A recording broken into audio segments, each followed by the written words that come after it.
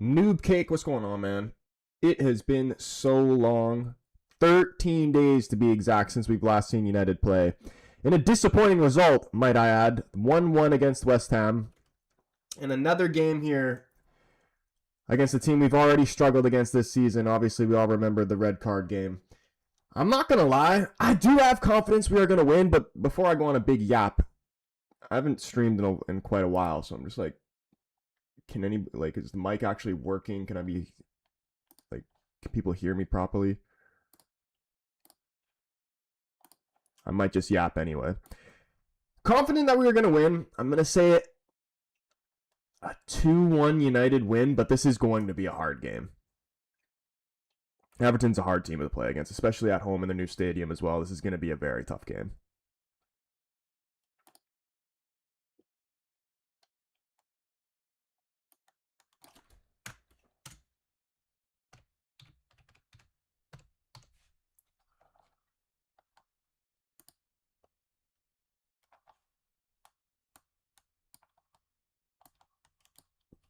What do you think of our starting lineup? Honestly, would have liked to see Šeško start. Euro comes into the starting lineup. Martinez out with an injury, which I've heard from just the stuff I've seen from people commenting online. I've heard like a lot of people aren't happy with the starting lineup.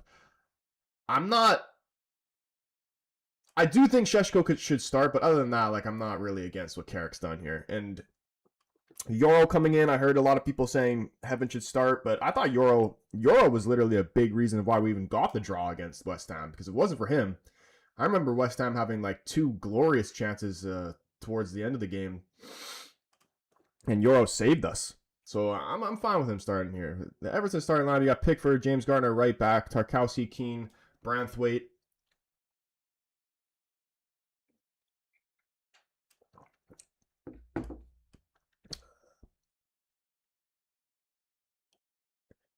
Irobunan, Idrissa Gueye, Njai, Drewsbury Hall, Armstrong, Barry up front. Honestly, I don't know, man. They're honestly not that sweet, if we're gonna be completely honest. Their team's not that great, but just Everton are weird team to play against, especially the David Moyes team. I just feel like this could be a game. I'm not really too worried about them going forward. It's just defensively, I know they're going to be solid.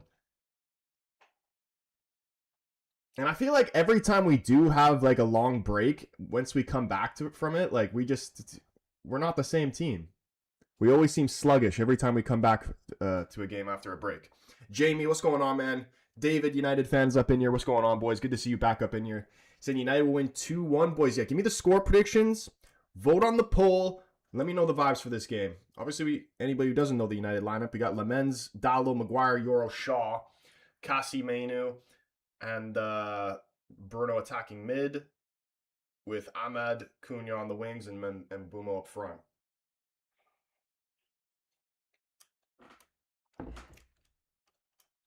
Honestly, this is a type of game I really want to see Mbumo have a good performance here, because if he's not like Šeško is definitely, in my opinion, I thought deserved to start, but even for this specific game as well, like I think Xerxes could make an impact in this game as well.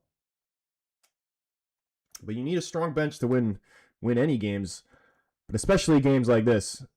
So there's no doubt in my mind that Xerxes and Šeško will come off the bench, make a difference if things don't seem to go well at the start. I just hope we don't concede some bullshit sloppy goal early. I just want to see us get the first goal and hopefully go to a comfortable result. I'm sticking with the 2-1 scoreline. I think Mbumo's due. You got Wayne Rooney in the crowd. Still take him up front. To this day, I'd take him up front. Even if he does weigh 300 pounds. Fuck it. Put him up there. I know we can still whack a ball.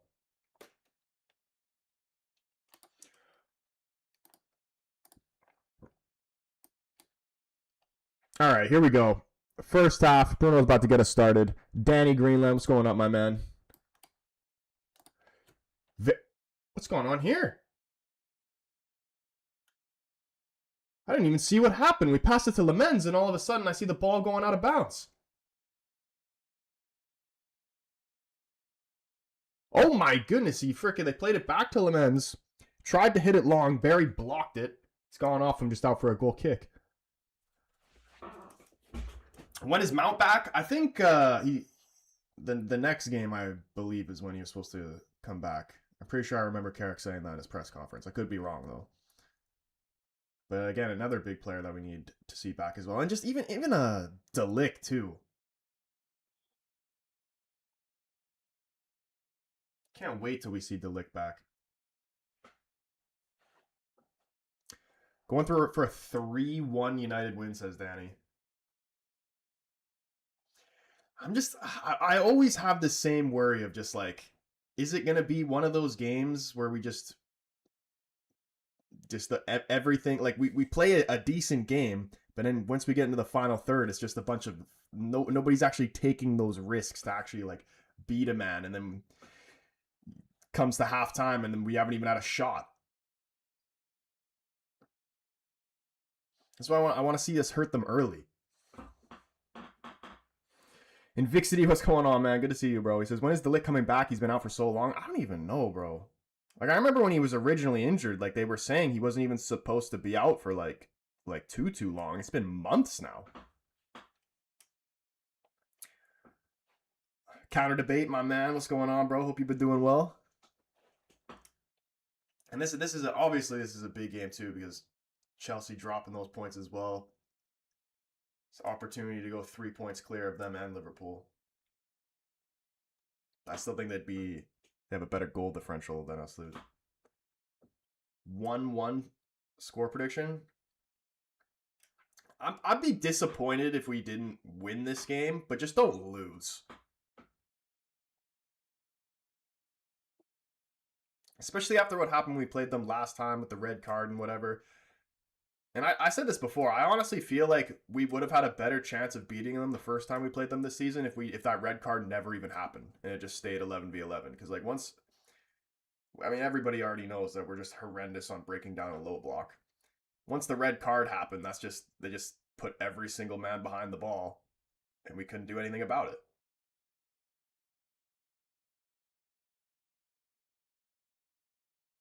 I did hear that he should be back soon. That was about a week ago. I know, but like it seems like they always say that, and then when the next game comes around, they get asked the same question, and then it just seems like that he's out for longer. Go on, Cunha. Dribbles into a bit of trouble, but plays it back to Bruno. He's going to hit a diagonal ball over to Mbeumo. One ball back to Dallo. It's fallen to Cunha. Takes an ugly deflection. Here's Ahmed. It's going to squeak past Pickford. It's cleared by Tarkowski. Well, this ball's still alive, though. Oh my goodness, that was a great chance for us. And Njai, he's beaten 2 United players going forward, trying to play direct to Barry. Maguire cutting out the packs, but it somehow goes back to Njai. Everton's still in attack here. Switching the play over to the left-hand side. United trying to get players back here behind the ball now. Gay on it. He's trying to have a shot. Blocked by Cunha. Jeez, that would have been a brilliant opportunity. Keen, what's going on, man? How you been, bro? I hope you've been doing well. He says, how we not scored? No idea, man. Dallo, Cunha, Ahmed, all could have fucking scored there. Glorious opportunity.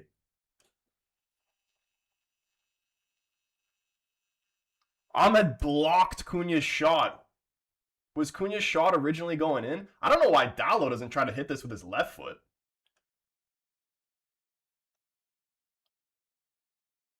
Even with his right foot, he still should have got a proper connection on that ball there.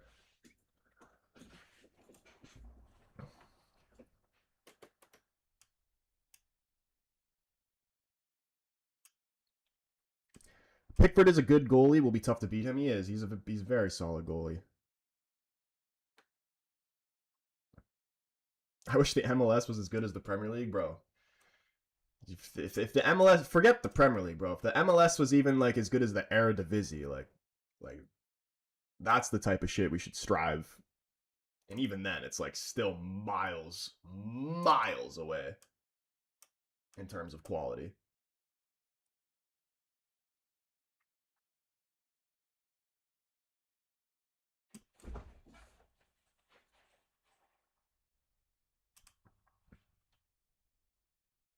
But yeah, the MLS will never compare to like the top leagues, your Premier Leagues, La Liga, Bundesliga, Serie A.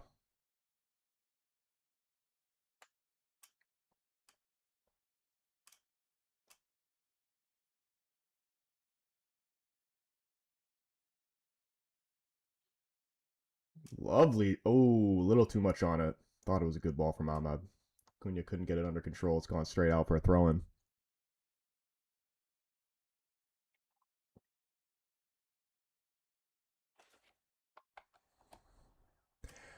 Vixie says, I can't fucking watch this game because the fucking stream I usually watch isn't working. Well, that blows.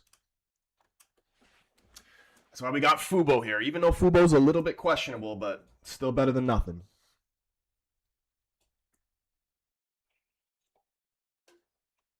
He's one goalie that who transfers his skills to England. Some players just don't perform for both club and country. I'm actually surprised how that he's been at Everton for this long, because like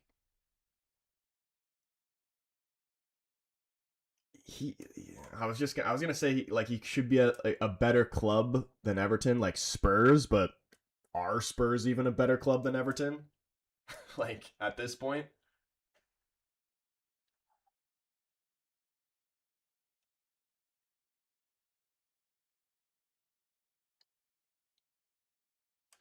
is Barry a good striker? He can be dangerous. I'm not really too worried about him, honestly.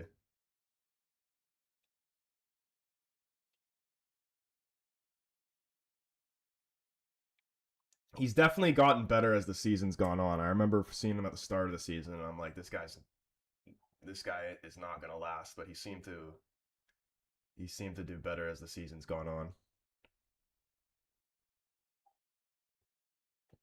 King Kong, I'm sorry, brother. I'm not showing the game because my stream will get copyrighted and taken down, but I will do my best to comment on what's going on.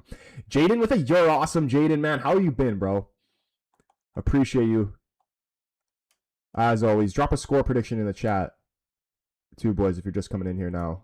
I want to see what the vibes are. A lot of people saying a United 2-1 seems to be the most popular score prediction right now. Do I think Spurs will get relegated? Nah. They'll grind out some draws, and I think they'll be all right.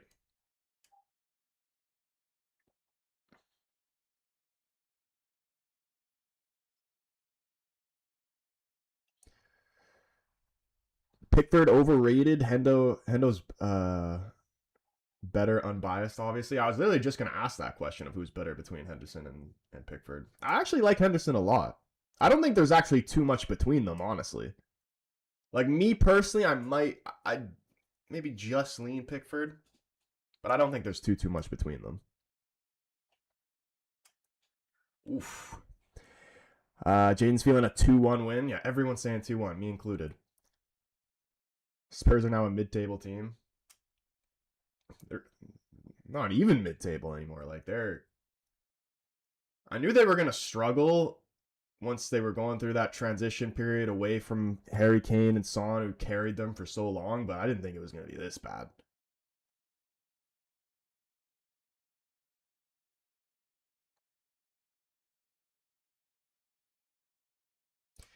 Ian, my man, he said he finally quit the United stand for your stream. Everton 1, United 3. Ian, it is a pleasure to have you here, bro. Love to hear it. And love to hear the confidence as well. It all starts with the belief.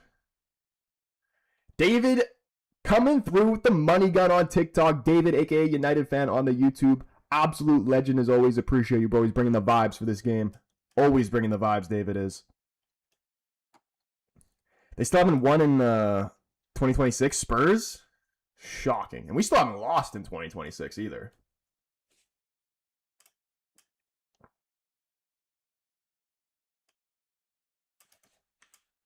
Spurs are Spursy? Dude, they're so Spursy. Like, I don't think they will get relegated, though. And in terms of, like, what they're going to do in the future, I don't see how it gets better. Like, who are they actually going to get as a long-term manager? And then who are they going to bring in player-wise either? Like, I just don't feel like they can attract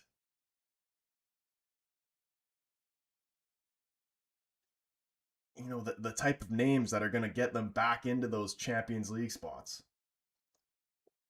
Because to be honest, the fact that they even had this, it wasn't even really that successful in terms of like silverware. Yeah, you won a Europa League or whatever, but just in terms of like league finishes and just solidifying yourself as a top 6 team or whatever you want to call it, they're kind of lucky to have even had that little period, because if they didn't have Kane or Son, that shit's not happening. And the likelihood that you're just going to get another Harry Kane or like just like a Son, like just those hidden gems, I feel like it's kind of slim.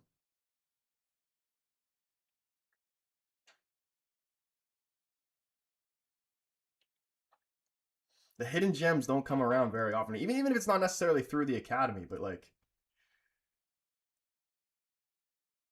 even United, for example, how many players have we either signed from a young age or came through the academy that weren't expected to really be super good players, but then just ended up being superstars? Like the only, like, and I can't even, definitely not players we've signed, because we freaking have a horrible record in terms of players we've signed. Although Bruno's the exception. Even though I thought everybody thought Bruno was going to be good, but nobody thought he'd be as good as he's been. It's literally just been Manu and Rashford.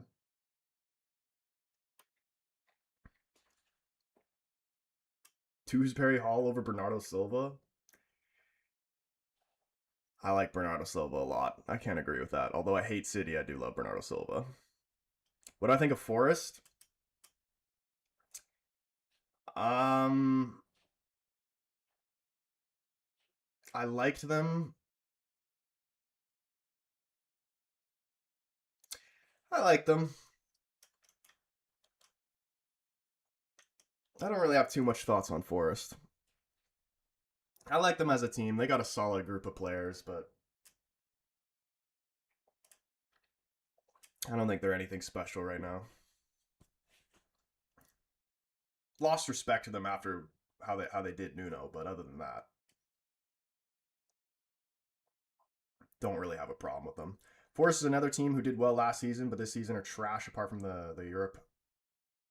Apart from in Europe, which is weird. But even Spurs as well. Like, Europe's been kind of weird. Spurs doing so well in the Champions League and then fighting relegation in the Prem.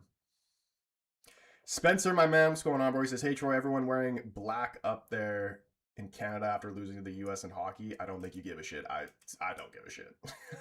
I honestly, I don't care about hockey. I honestly didn't even know that game was going on until I heard about it when it was over. And like, maybe there is some people in the chat that like hockey. I just, the one sport I just really could never get into was hockey. Like, it's just it just doesn't entertain me. And it's just that there's no like personalities in terms of like just the players. You know what I mean?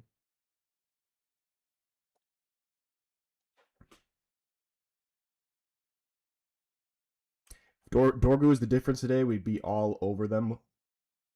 1-up by now. Yeah, I miss him. I miss him as well. And I'm not too sure. Do you think his best position, at least in this squad right now, would be at left wing still or as a left back? Because like I like Dorgu. He's obviously been improving a lot, but I still wouldn't say he's better or like the best option necessary to play left wing. Left back, I'm playing him over Shaw every day of the week. But like, I love Cunha. And I just think from like a more, Cunha's going to be more consistent. You're going to get more consistent performances out of Cunha than Dorgu, in my opinion. Time is it in Canada? Yeah, 12:15. Which is much better than how early I've been having to wake up these last few games. Was Dorgu an academy graduate? Nah, bro. We signed him from Lecce last January from the Serie A.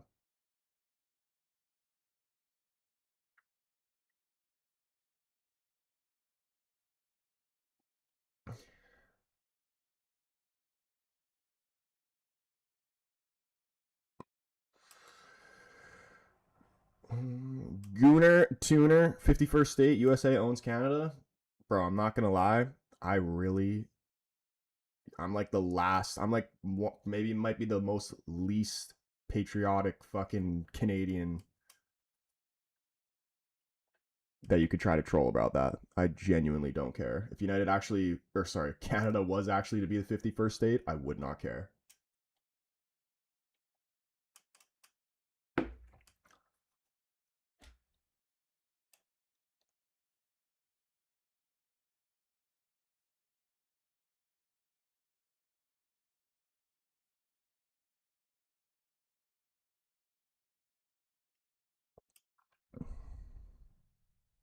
Do I think Leeds Nottingham Forest will stay up? Forest Leeds I honestly don't know between those ones. I think Spurs will be safe.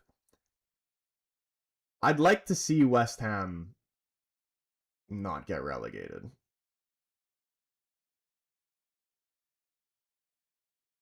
Leeds I'd like to see get relegated. I'd say Leeds, Wolves obviously, and Burnley could all fuck off.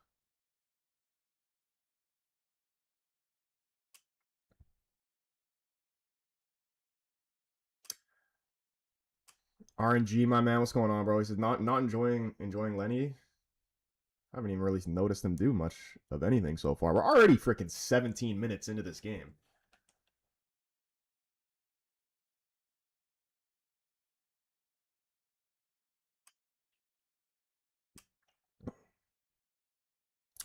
The early games are brutal. I woke up at a quarter at 6 to watch Liverpool yesterday and almost fell back asleep. It was so boring. Dude, that game was crazy. Like how McAllister scores, goal gets disallowed, scores again, and honestly, I swear they edited that picture of showing the offside because there's no way that Van Dijk was not offside on that one. Jeez. I'm starting to get worried because this game is kind of giving me the vibes that I thought it was going to be in terms of just us not really doing anything in the final third. Had that one opportunity early on, but other than that, we've been good in possession. It's just so tough for us to break teams like this down.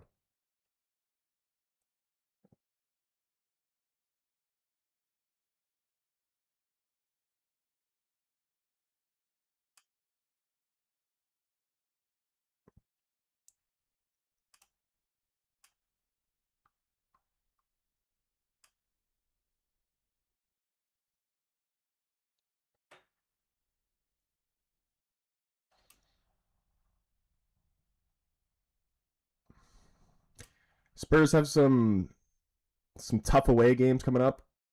Craven Cottage, Anfield, Sunderland are their next 3 away dates. I mean, realistic. How many games left is there? It's 11? 10? 11? I think there's 11, right? How many points do you think they need out of those 11 games to actually stay up? Bruno, oh my goodness, this could be disgusting. It's headed away, though. Luke Shaw with a right-footed shot's blocked here. Euro, clean this up. He's going to go all the way back to Lemens. Just let us reset here. Jamie, 100% agree, bro. Really shaky and rushed. This is what I was saying at the start of the stream as well. Every time we play from after having a long break, we just seem like not sharp. Like we're just sleeping a little bit. You know what I mean? It takes us a full 45 minutes to actually wake up and get into the game.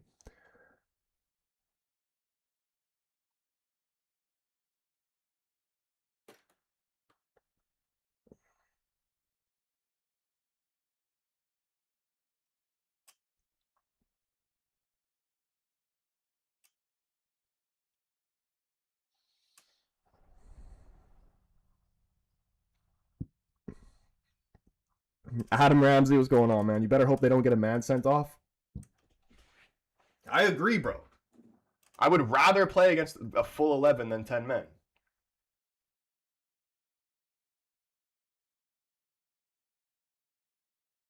Because our best opportunities always come off counterattacks. We're playing against a team with a red card. There's not going to be any space in behind for counterattacks. Oh, Ahmad, you can't be giving it away there.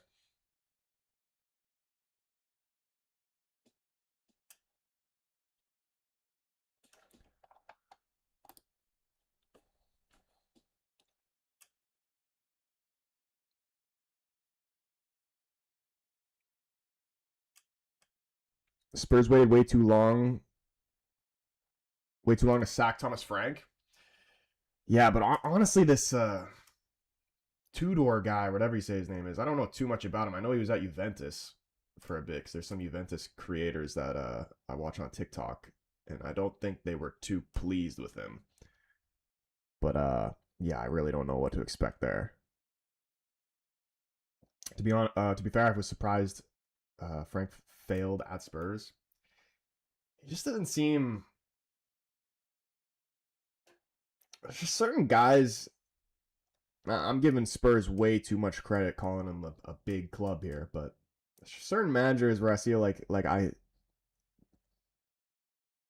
see them thrive at the mid-table teams, but you just know that they wouldn't be able to handle the pressure of like big clubs and managing big name players, even though Spurs don't even really have any big name players anymore. But it's just guys like Moyes, guys like fucking and Eddie Howe, guys like Oliver Glasner. Like a lot of United fans wanted Glasner. I don't want Glasner.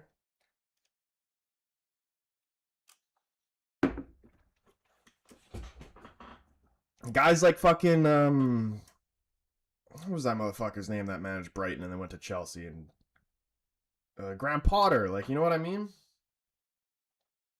Like, these guys will be good at like in Everton or a Brighton or a Brentford or whatever. But put them at a United, a Liverpool, a City, a Chelsea, it's a completely different role.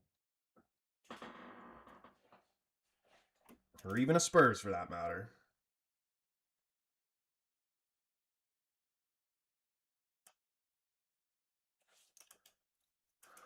I have a disgusting feeling, and they've had 0 chances so far. They're gonna score some AIDS bullshit right before halftime.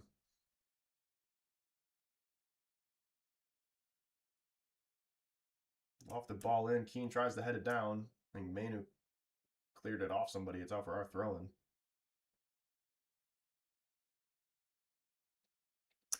Their ownership and board are the problem with that club. They're a disaster. With Spurs, I mean, it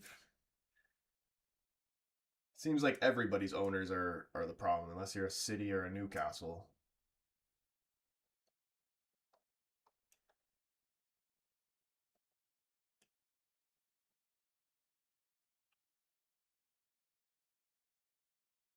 Yeesh. Very gross 24 minutes of this game so far.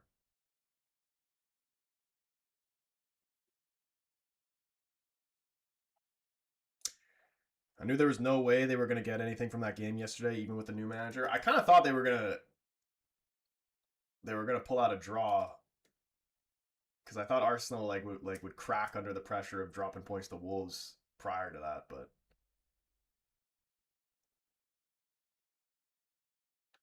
to be fair to them, they showed their composure, Arsenal, and they went on to get the 3 points. So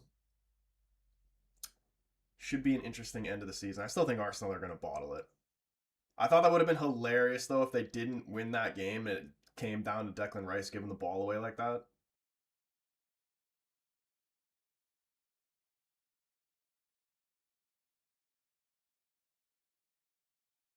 What I'd like to see in the top 4 at the end of the season,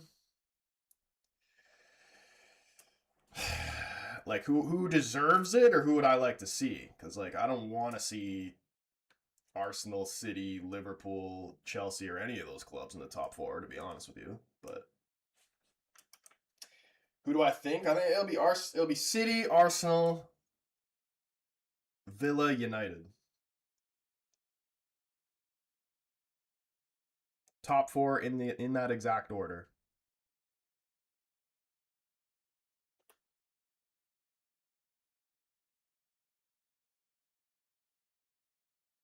And then I'll go Liverpool 5th and then Chelsea in 6th.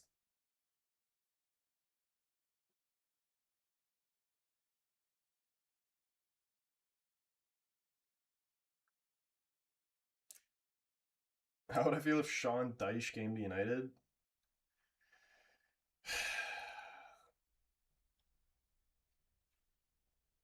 Not good. Same way I feel if Southgate came to United. I'd be like, yeah, this is just a complete waste of time. This is going to be some of the worst football I've ever watched. And I've seen a lot of shit football at this club. Phil, what's going on, my man? How you been, bro? Villa won't make top 4, you don't think?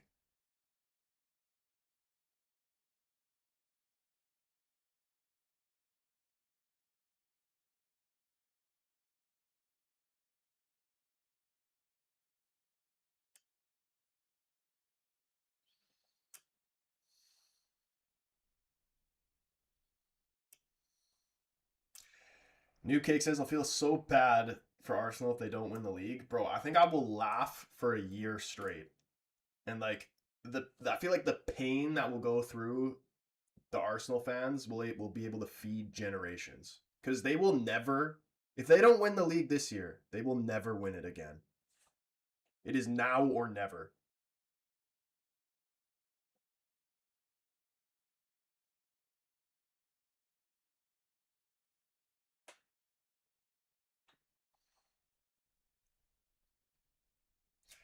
Villa are inconsistent, but I mean, like, literally every team apart from Arsenal and City have been inconsistent, so it's hard. I feel like it's hard to say, you know.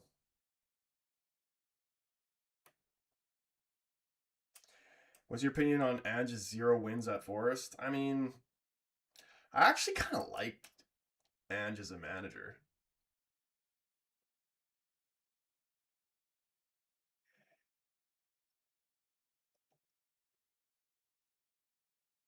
He definitely wasn't great. Probably deserves, you know, to take some blame in that or whatever. But just like it's just weird to me when a manager comes in and is sacked within what, like, how many games did he even manage? I swear he was there for like only 2 seconds. But he just doesn't get any time to implement what he actually wants to do. It's like it's kind of unfair. And then it just goes back to like the board itself. It's like, why are you even signing, or why do you even get these managers if you're not actually going to back them all the way? Because they can blame the manager, but at the end of the day, it's majority their fault because they're hiring the manager. What, you didn't see?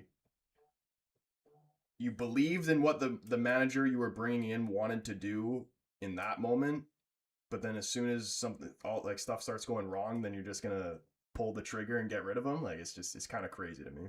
Costa, what's going on, man? He says Everton look better. To be honest, I think neither team looked that great. This has been a bad first 30 minutes of this game. Hate Goat, what's up, man? He says the entire league plays shit football teams. Literally put 10 players behind the ball. Yeah.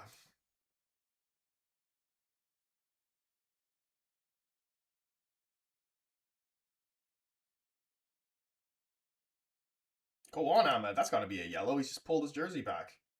Has to be a yellow card.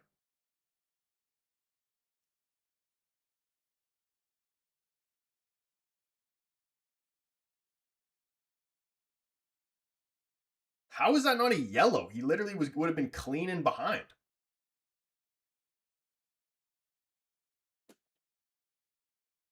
Exactly, Phil. That's what I'm thinking. In what world is that not a yellow card?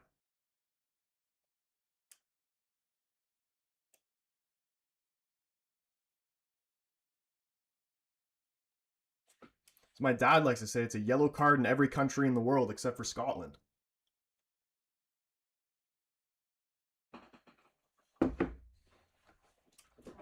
We need the old days back when teams actually played entertaining football.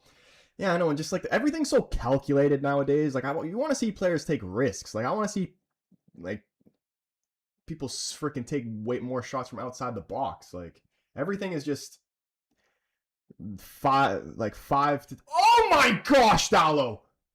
That would have been ridiculous. These 5 to 15 yard passes or whatever, and just basically just trying to walk the ball into the net. Like, I can appreciate that. Like, don't get me wrong, but like, it's not, the football we grew up with. Pep ruined it 100%.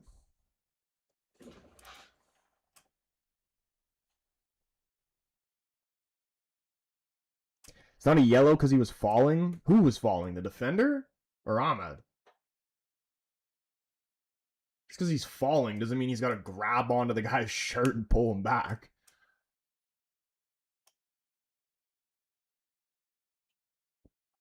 Skinny Bob, what's going on, bro? He says, haven't played in 2 weeks. We look exhausted. That's what I was expecting. That's what I said at the start of the stream. Every time we have these long breaks like this and we come back, we just seem like we're still asleep. So I'm hoping for better things in the second half. This is the type of game, like, Sheshko should have started this game. If he's not on by at least the 60th minute, I'm going to be quite upset.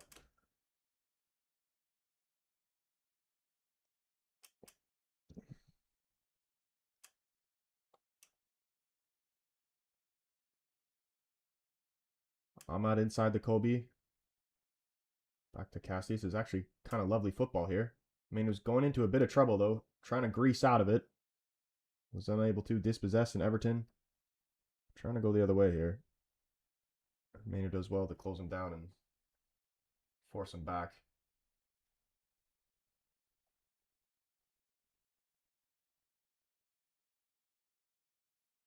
It's way too easy. Way too easy. Now Everton are getting numbers forward here. Dewsbury Hall finding Barry. Plays it out wide left. Branthwaite going to try and put a cross in. It's blocked by Dallow out for a throw here. Do Everton do the long throw? I don't see why not. They got some big bodies.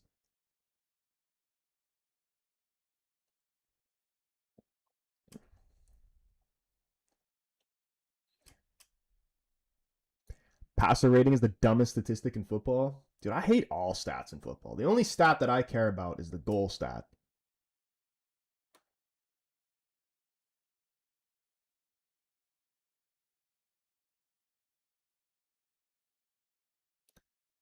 Like, stats will never tell you the true story of a game. I swear. I had a coach that would talk about shots on target. I was so obsessed with shots on target. Be like, oh, we have 15 shots on target and they've only had 2. Okay, yeah, but like 10 of those shots on target were from 30 yards out, 30-yard out P-rollers that were never going in. You know what I mean? Like, I'd rather only have 2 shots on target and they'd be proper clear chances than fucking 15 shots from 30 yards out that were never going in.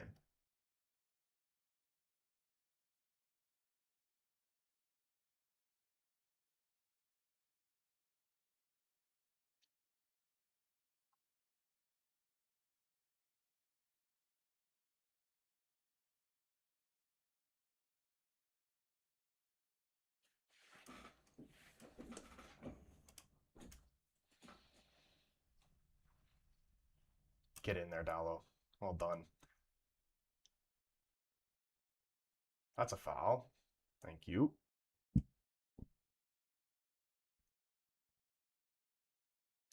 Your team still playing, Troy? Or are you guys done in your league that you play with your brothers? No, it's still going on. We got 2 more league games left, and then we're still in the cup. And I believe we are in the semifinals now of the cup. We just won our game on the weekend, quarterfinal cup game. And I almost scored too. Like, literally opening first 5 minutes of the game. Ball gets crossed into me towards the back post.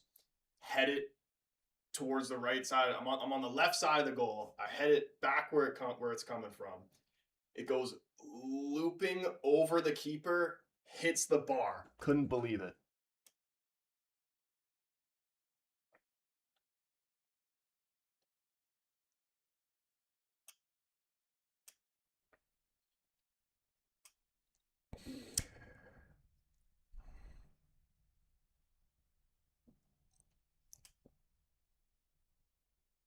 There aren't any more world-class midfielders that ping 35-yard balls or plus balls on a dime. Yeah, I mean, there are the odd ones. Like Elliot Anderson does that. Bruno obviously does that. But you're missing those, yeah, those Scholes, Gerrard, Lampard type.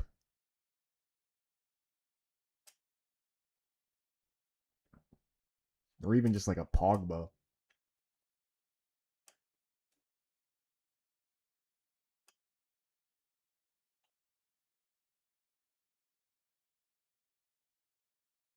You know who I've heard United has been linked with actually recently? Who I've wanted him to be at United since he was at Everton. Um, Onana from Villa. Not Andre Onana. Fuck that guy. But the Villa Onana, I'd take him in a heartbeat. Although he's not a 40-yard diagonal type of midfielder, but I still think he'd be good for us.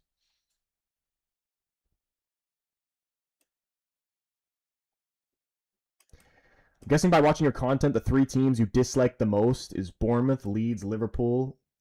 It's actually, yeah, I don't like Bournemouth. I've got a strong hatred for Bournemouth. My top 3 least favorite teams: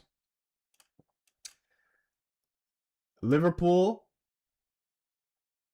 Chelsea, because majority of my friends were Chelsea fans growing up. So I've always just had Chelsea up there for one of my most hated teams. And Bournemouth. Bournemouth is for no good reason other than because like they just look like a championship club. Like they need to change that badge. Like they got some Serie B badge going on there.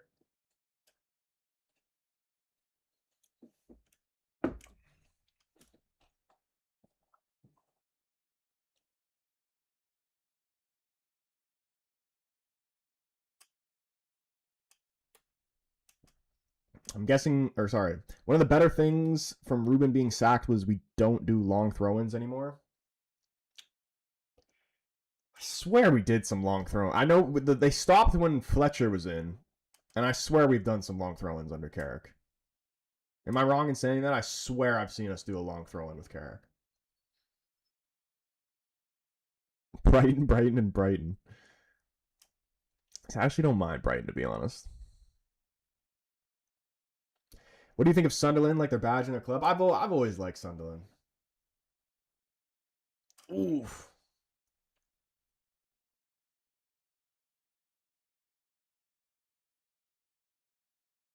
Good fans. I like the red and white stripes, the jerseys. I like them. Always had a soft spot for Sunderland. I was happy to see them come back into the Prem. And very surprised to see how well they've been doing.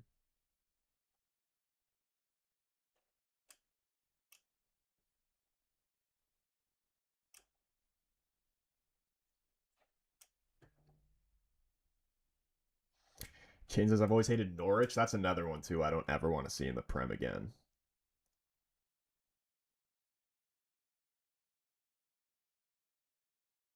Just the jersey colors are just ugly.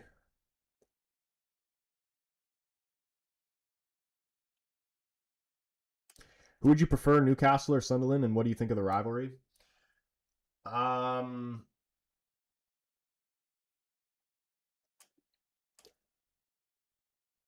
I mean, I only like United. Like, if we're gonna be real, the only Premier League team I like is United.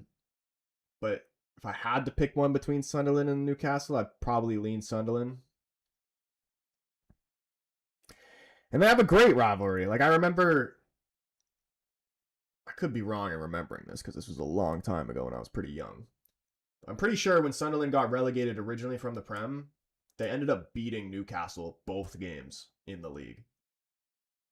And I just remember seeing the outrage of Newcastle fans online, mainly True Geordie. That was a legendary era.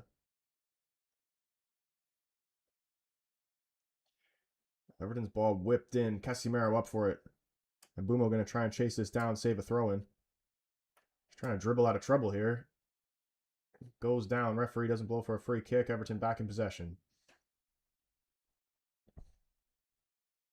Troy, have you seen the cartel beef in Mexico recently?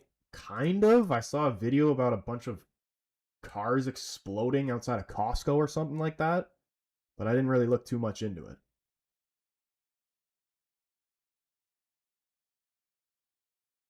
But yeah, that shit sounds fucked up.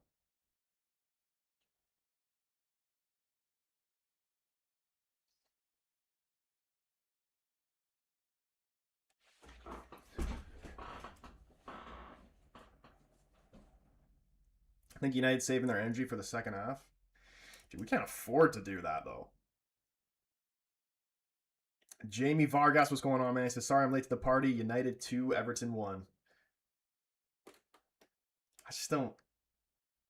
That was my same score prediction, but at this point now, I'd just be happy with a 1-0.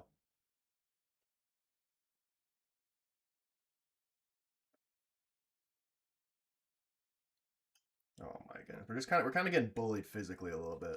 And Jai trying to get around Shaw here, able to stay on his feet. James Garner getting forward. Bruno's tracking the run. Slides. Can he save a corner? He can't. He's done well though to get back there, Bruno. They blew up a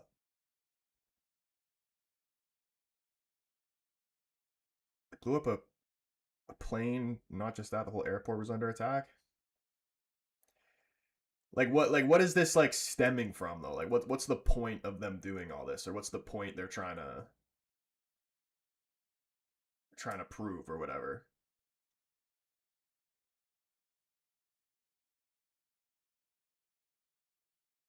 Good job, the Canadian cartel only deal in syrup.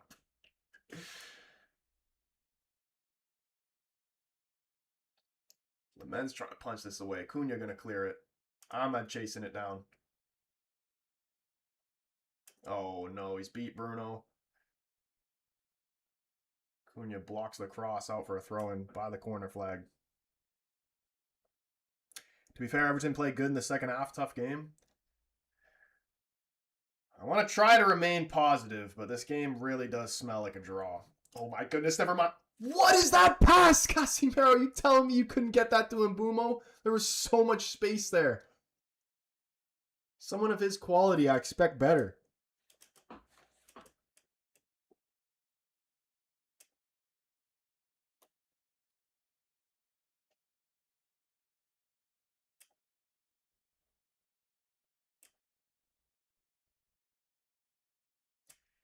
First decent pass through and we score, says Ian.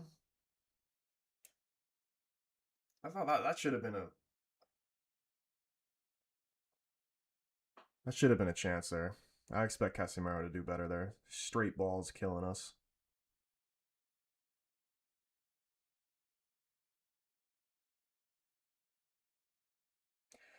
What's the most heated rivalry in the league?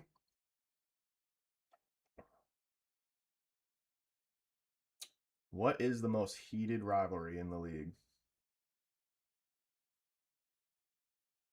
Like right now or just like historically? Because I'd probably say like historically, you'd probably say United Liverpool, but right now, I'd say City and Arsenal for obvious reasons. Just every time they play, it's just fucking heated. You got Holland throwing the ball off fucking Gabriel's head. The stay humble shit. Like, that's always a heated game.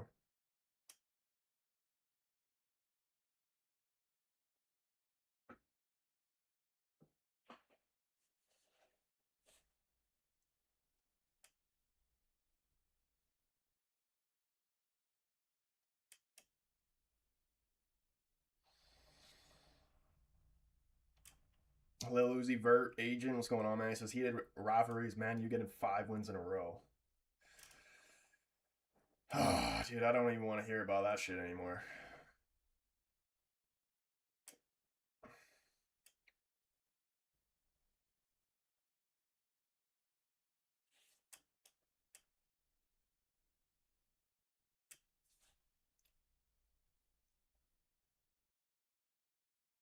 Casemiro needs to channel his inner Real Madrid Casemiro.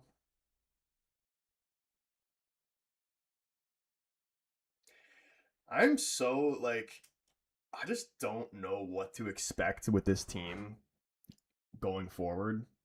Because there could be, like, everything could be different next year. Obviously, no Ruben anymore, but just, yeah, we have Carrick now, but I'm not. Ooh, Bruno, top of the 18, couldn't get a shot on target. He's yelling at the ref, though. I'm not exactly sure for what. Like, imagine we lose Bruno. We lose Casemiro. Obviously, we're losing Casemiro, but, like, mainly Bruno. We could have a massive, massive fall off after losing Bruno. Because realistically, there is nobody that can replace him. No matter how good they are.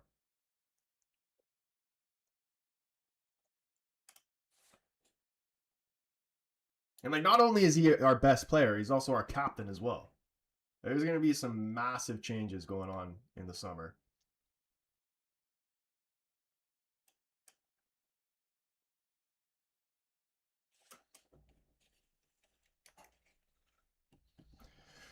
Almost at half here. Very disappointing first half, though. Kind of, like, boring, if we're going to be completely honest.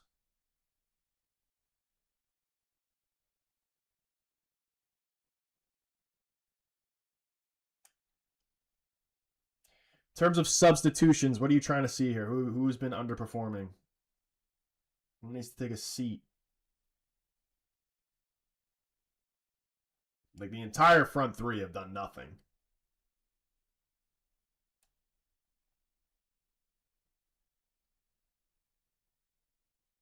Haven't been too impressed with Casemiro, obviously.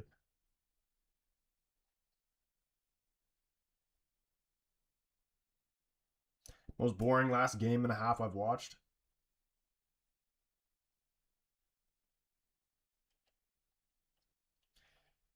I don't know what's going on.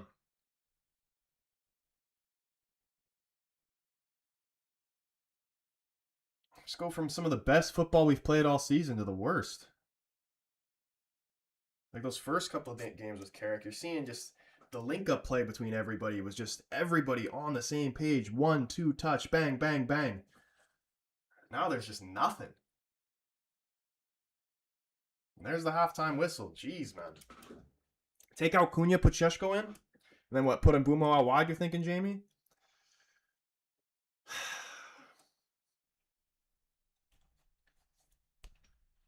I don't know, man.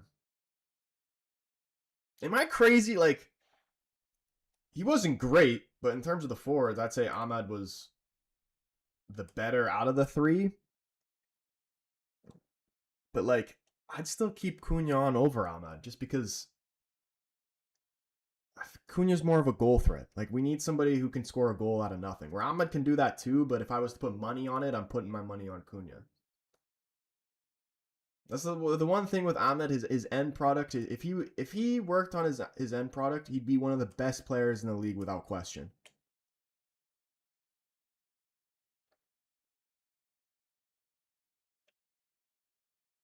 And once he starts adding goals and assists to his game,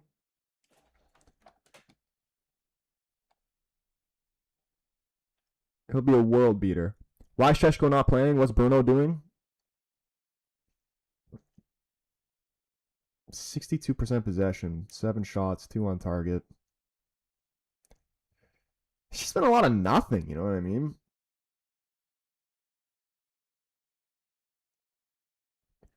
Take out Mbeumo and put in Šeško. I'd honestly I'd put Šeško and Xerxes in.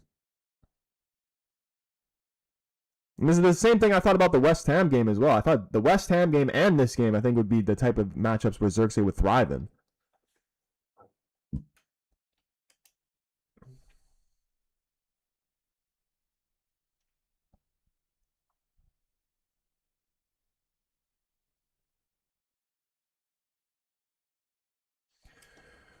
Why Xerxes? I just think Xerxes is very good to link up off of, and he's great at creating space for other players. And this is what we need in this type of game. Guys who are going to be able to create space. Bro, I'm going to fall asleep watching these games as AU. What do I think of Derby County? Not much. Interesting badge. It's my only thoughts on them. We play too slow, no movement without the ball, no risks. Do you think it will kick off Wednesday, Benfica versus Madrid? Well, that I forgot what his name was, but the Argentinian guy apparently is suspended for that game. So it should be an interesting one.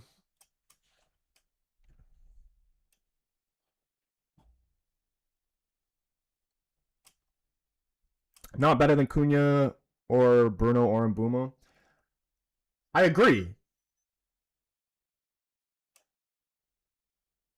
Like as a player as a whole, I agree that all those guys are better than Xerxes, but I just feel like for this game specifically, Xerxes would match up well.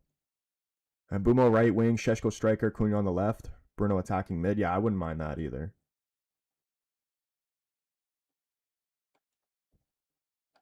Zerk should become a playmaker for Šeško if he wants to stay at United. I don't even see him end up staying at United. Like I imagine he'll end up going in the summer. Because it's just like we're not even really using him at all, and like we need money, and he's got some decent value to him. Like obviously the Serie A clubs love him, and a lot of them would be interested in signing him. How much if we were to sell Xerxes, how much did we even buy Xerxes for originally? I don't even remember. And how much do you think we would sell him for? Because I was gonna say, like, if you can get like 30 to 40 mil for Xerxes, like that's a good deal. Even though I don't remember how much we bought him for. I imagine we're gonna lose money either way, but in terms of just cutting your losses, it could be a lot worse. I paid 5 mil for Xerxes. Does anybody actually remember how much we bought him for though? I gotta pee. Hold on, I'll be right back.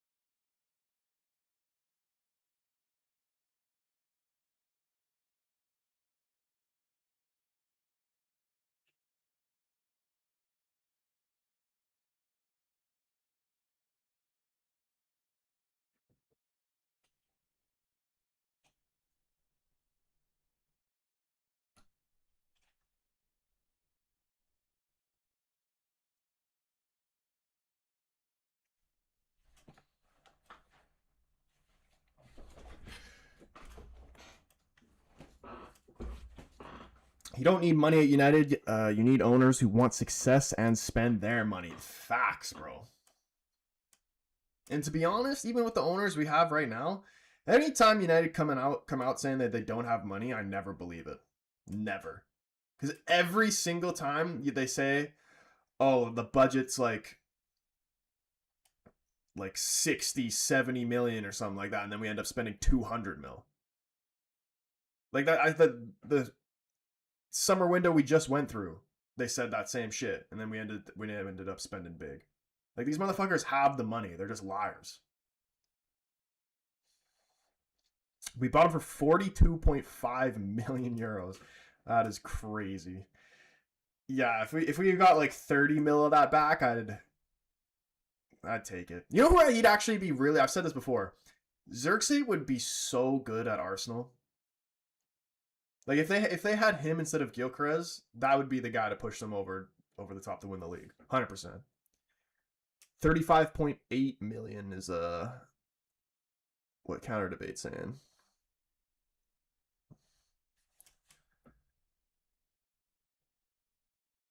Yeah, it was around 40.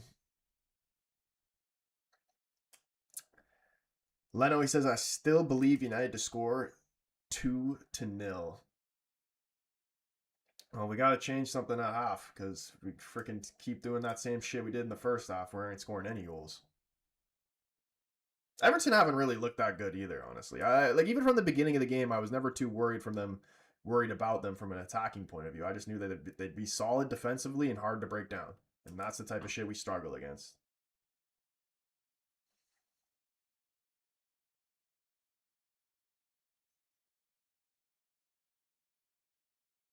Stop the clock. Oh yeah, appreciate it. Need to reset it. Reset. Second half.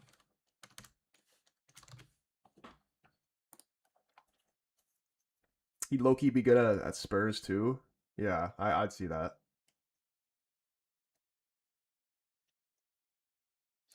You know who I'm actually happy, although I don't want them to do better than United, but I'm just happy for him as a player because I've loved this guy for so long, and I'm so happy to see him doing well now. Tammy Abraham gets the big move back to the Premier League to Villa, and he's been absolutely flying.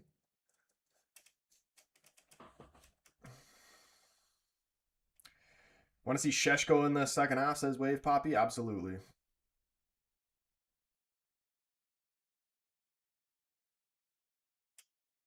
Facts, he was raw at Roma. Dude, I wanted him at United for so long. And like he's not I've just always had a soft spot for him because I know he's not like a ridiculous player or whatever, but like I see the quality.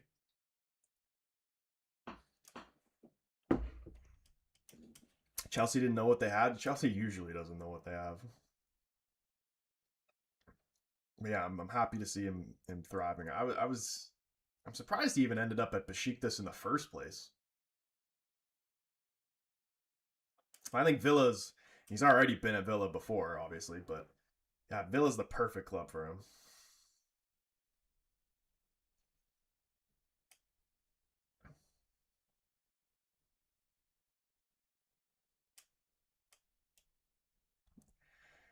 Honestly, that's so random. Yeah, like Besiktas, like Serie A, like I understood.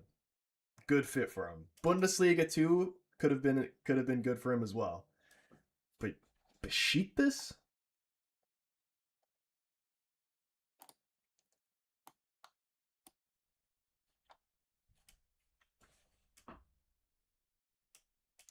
Might be a crazy take. Players who perform in the Serie A or Bundesliga are not doing it in the Prem. Who is somebody that's came from the Serie A that's most recent player that's came from the Serie A that's been balling out in the Prem? I don't know if this is most recent, but the only one in the top of my mind is Tonali. Not Chiesa, yeah. UCL ball tomorrow, it'll be good. McGuire has tiny nipples, says PV5. How do you know that? What do you think of Villa? I don't mind Villa.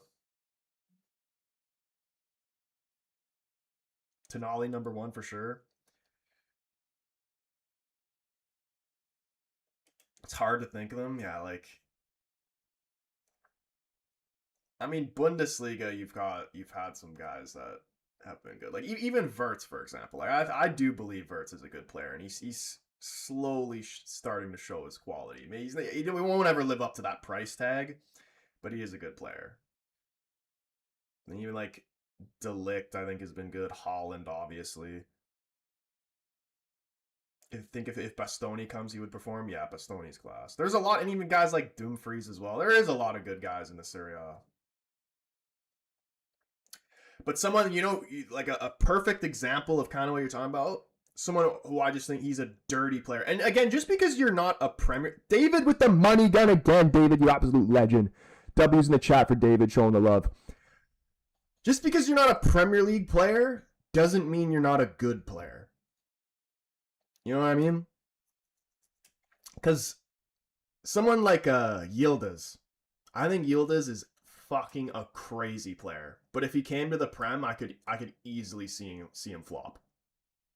When does the De Ligt come back? I'm not sure, man. Techers, what's going on, bro? Yeah, United have been so fucking boring. Do you think Forrest got robbed against Liverpool? A little bit, 100%. Pedri suits Prem ball. Why do we have 2 strikers on the bench while a right winger is playing forward against a low block? I do not know, bro. I've been wanting Xerxes Sheshko to be on for a while.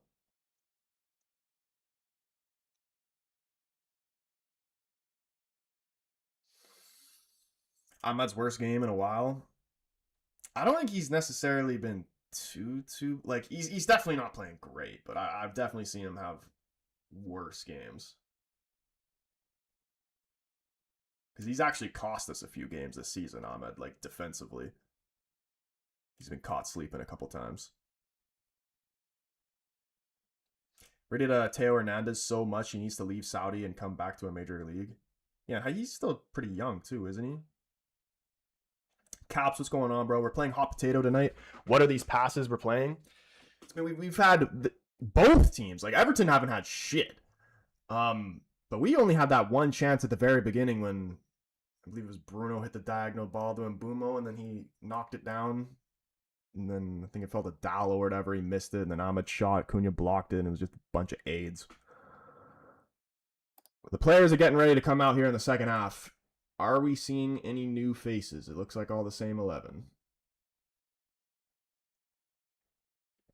I would love for DiMarco to come to United.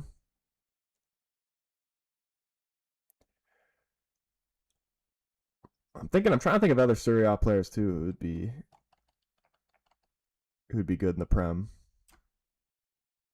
Dude, you know who's a dog and was once in the Prem before for Fulham? And I love this guy. Mainly because he's a career mode. He's a FIFA GOAT for me. Zambo Anguissa. Absolute legend.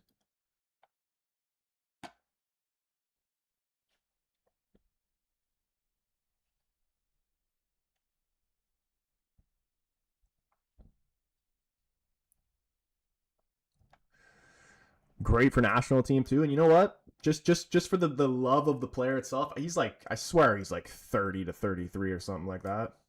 Or maybe I'm wrong. I don't know. I'd still take his old ass at United. Just for the vibes.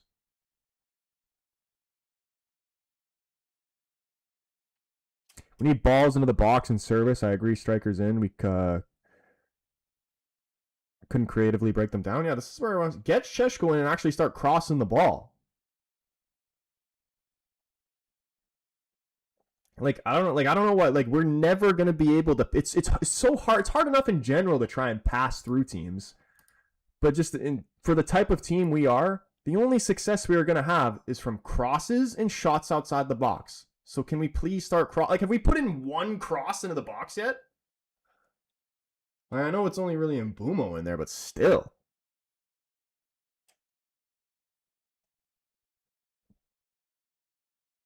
Wish United had a fullback like Reece James. We'd score so much more. Like, in terms of... What the hell is this? All right, second half, here we go. In terms of quality, absolutely. In terms of just the injury record of Reece James, that's the only part we don't want. Could upgrade right backs, for fuck's sake. Yeah, dude. We need fullbacks on both sides. I don't know how you guys feel about Shaw. And to be fair to Shaw, he's actually had... Oh, please, God, don't concede right at half. Oh, my goodness. If we started the second half conceding like that, I would have been disgusted. Shaw has been... This has been one of his better seasons, and dare I say, it might have been his best season in a United jersey. But he's still not good enough, in my opinion. Like, he can be a liability. He just is a liability. And he just even, too, like... He doesn't even really do too much of anything to me, for me, to be fair. Especially going forward.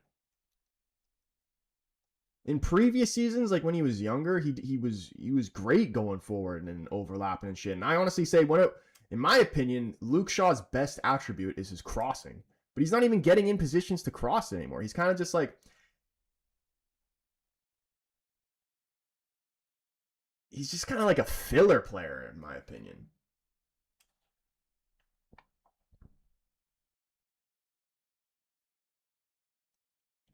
Like he never really does anything necessarily good in a game. If he doesn't do anything wrong, that's when he just gets praised of having a really good performance. even if he didn't necessarily do anything good. He just didn't do anything wrong.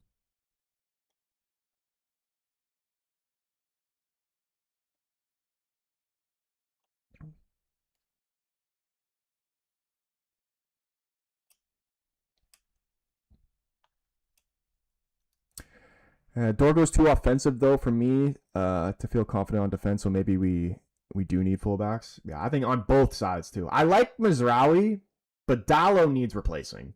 His football IQ is just painful to watch sometimes. And I think we can do better than Shaw as well. And even regardless of even if we have Shaw or not, like we need. I know you got Dorgu, but then again, like what you were just saying, like is left wing back, okay. Left back, sure. I'm sure he could do a job as left back as well, but just like someone who's actually a natural left back.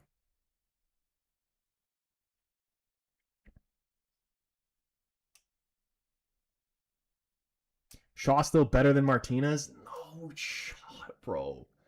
Martinez is so much better on the ball. He's a better passer. He's better defensively.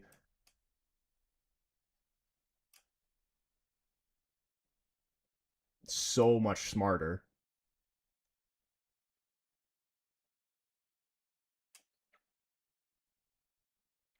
Martinez, like that's the my favorite thing about Martinez is how good he is under pressure.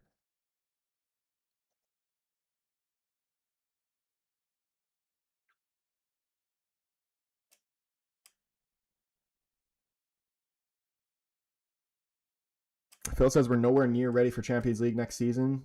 We need at least 2 new left backs, 3 midfielders, and a left winger. I agree. Like the only position that we're actually like we're good in is center back.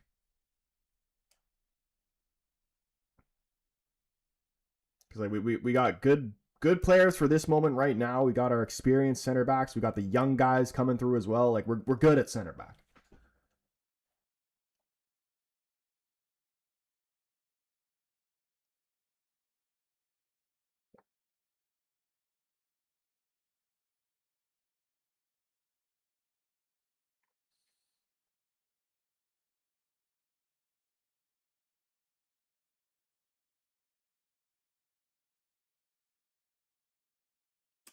Everton looked better in the start of the second half, man. I'm starting to get worried.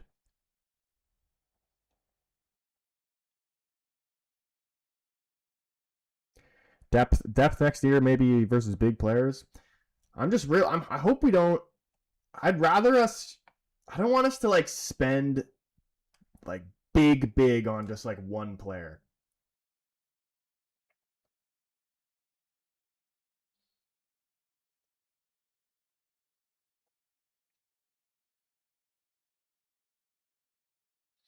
Like I'd much rather bring in like an Adam Wharton and a Stiller over just like spending 100 million on an Elliot Anderson.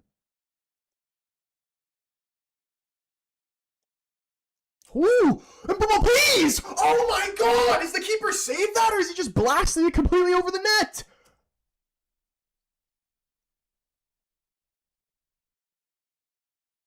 Huge chance.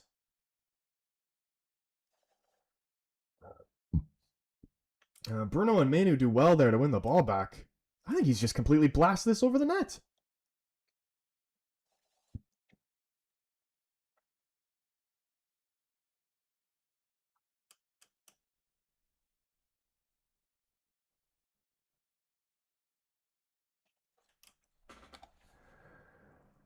He blasted it over. Jessica, what's going on, man? If someone could just relegate Everton, that would be sick. I don't want to see. Yeah, they've been. I don't want to see really any established Premier League club get relegated.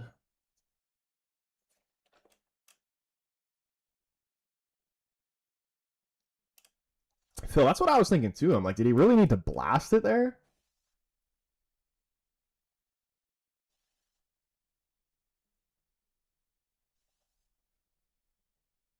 Go on, Dallo. He's got some space here. How's your first touch? It's pretty decent. Can you get this under control? Branthwaite tight to him. Goes back to Ahmed. Spins out of it. Looking for support. Has Casemiro back. Why are we shooting from there? Oh my gosh.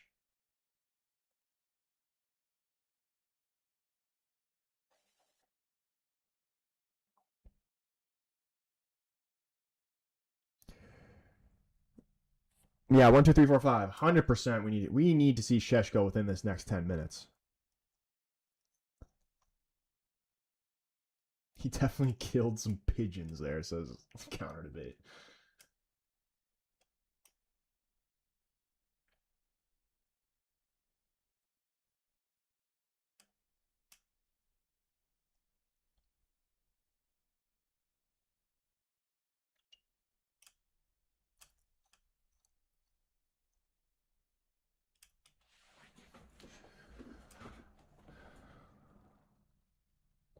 Go on, Cunha. He's got 2 Everton players tight to him. Tarkowski takes it off him. He's going to clear it long.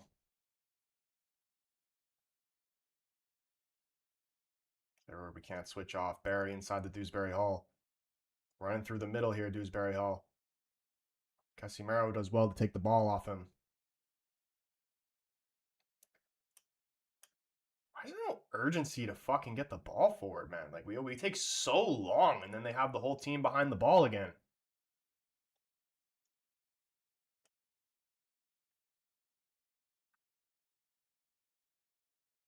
Jeez, Mbumo. Yeah, you got about 7 minutes left in you.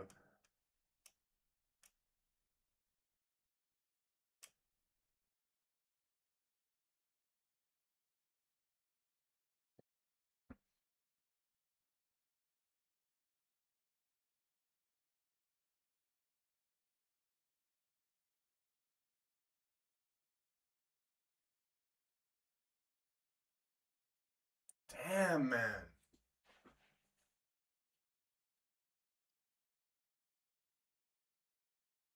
Good press here. And Mbumo trying to trap him in the corner. Keane going long.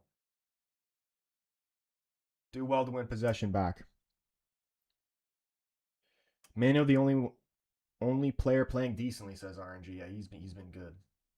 Nice ball over the top. Dallo, please make something happen here. Like, that is shit. That is shit. There's fucking Ahmed and Bruno there. You can't pick one of them out.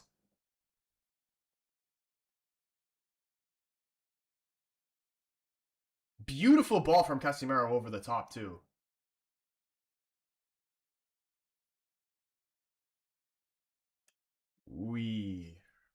That's what I want to see, though. We need ball, cross the ball in the fucking air and get Šeško on. I don't care if it's ugly. That is so shit from Dallo there. How can he not cut that back for Bruno?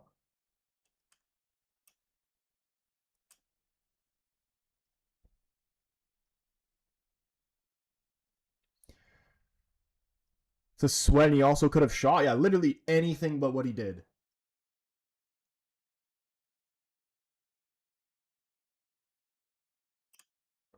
And then there it is. Again, a shit touch from Dallo. Dewsbury Hall. I don't know what that was. It's going out for a goal kick. Last time Everton was relegated was 1950-1951 season. Spurs actually won the league that year. Damn.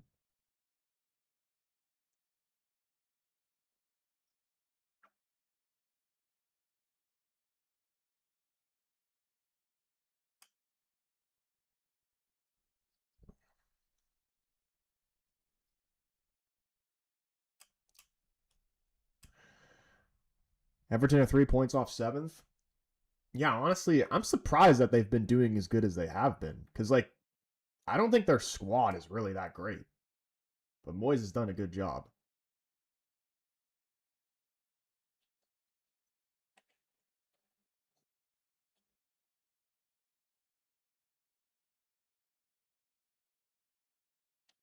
Would you ever want to see Sunderland in the Champions League?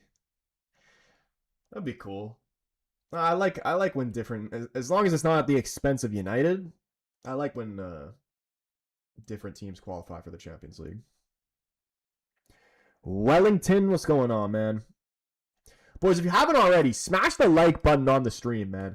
It helps United win the game. I'm telling you, it helps us get a goal. When the vibes are high, that's when the ball starts hitting the back of the net. I'm telling you.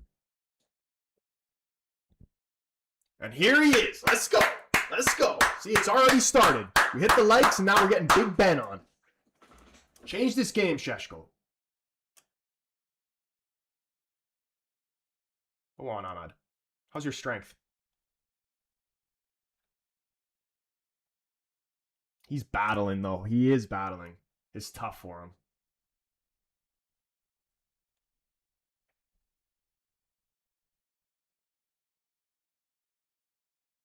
And he's completely ripped his shirt.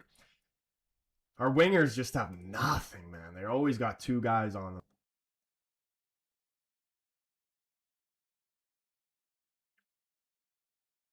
It's for Ahmad. So I imagine Mbumo's on the right. Cunha left, Sheshko up front. I thought it should have been Mbumo too. Yeah, I don't know why, Ahmad.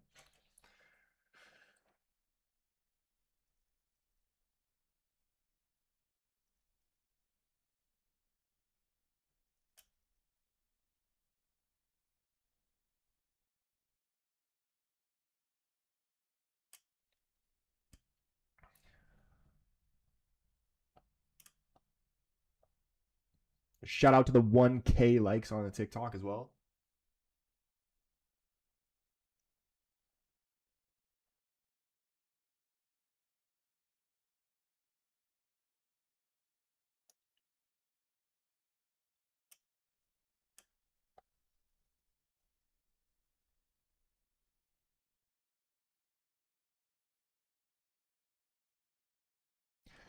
Look on the bright side, Everton haven't done shit all game, but like this just sucks. You know what I mean? Like I haven't watched United play in fucking almost 2 weeks.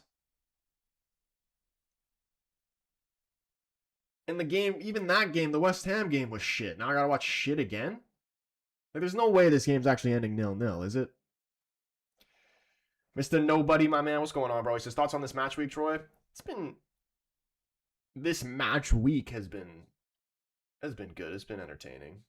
But this match specifically has been shit.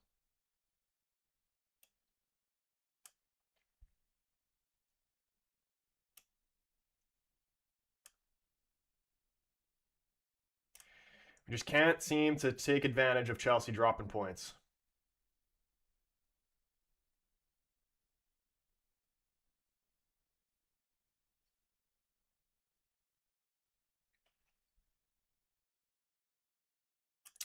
I doubt Carrick is happy with this performance. I mean, again, this is why I didn't even really say too much when Ruben got sacked and we brought in Carrick. Because, like, when those first couple games when looked like we were flying and we just completely turned it around, I knew, like, I'm just like, this isn't going to last. Like, yeah, we've had the little manager bounce period, and then we're going to see with the true character of these players.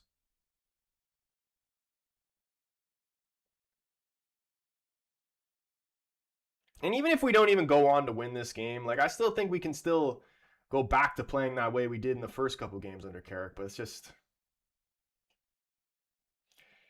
a mindset thing, man. Like there is no, realistically, with the players we have on the field, in terms of quality wise, there's no reason we shouldn't win this game. But they just look, and again, it comes from the not playing for so long. They just look disinterested. Like it looks like a fucking training game.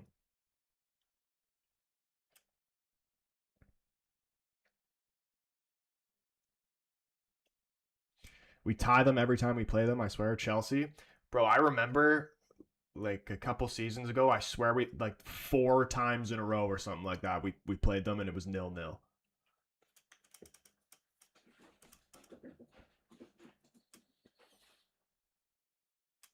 Why let Sunderland win the FA Cup due to United not being in the competition?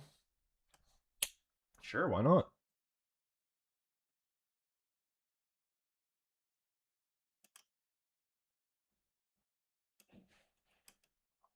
See United doing a smash and grab 1-0. If somebody was to score on United, who's it actually going to be?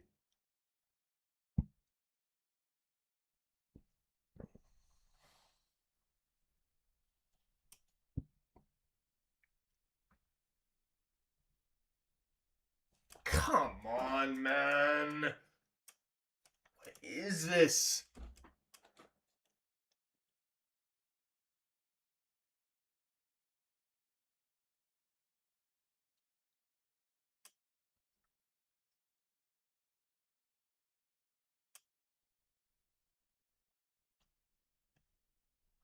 McGuire's done well to step here. Just carry it. Let's go. He's continuing his run forward. Fuck it. Get in that box.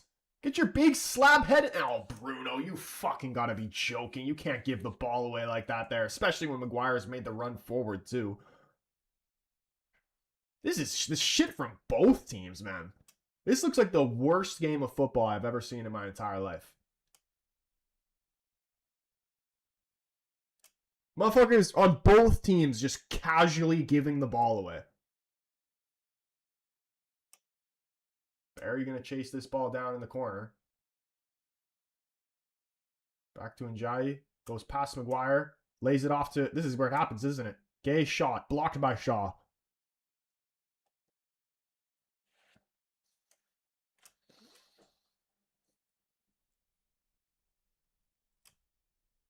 Would you say Sunderland are bigger than Tottenham? No.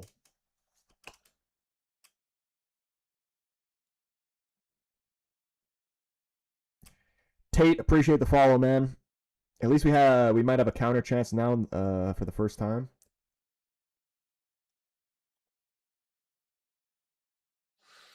Hope so.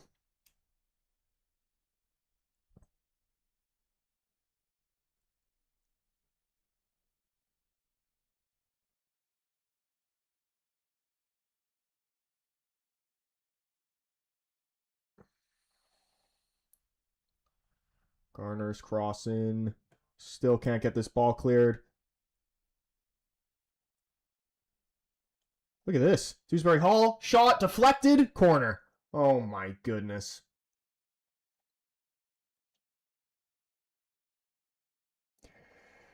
Tate, I agree, bro. And Bumo has been piss poor.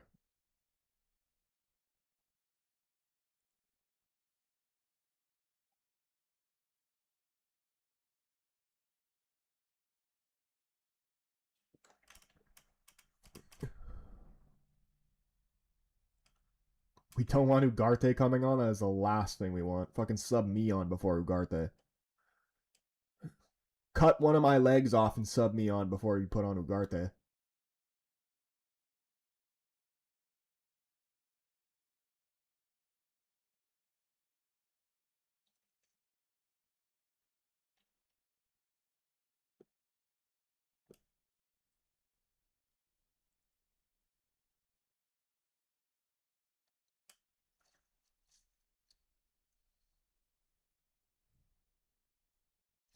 Two-week break and then a performance like this, joke, you dude. And it's just like,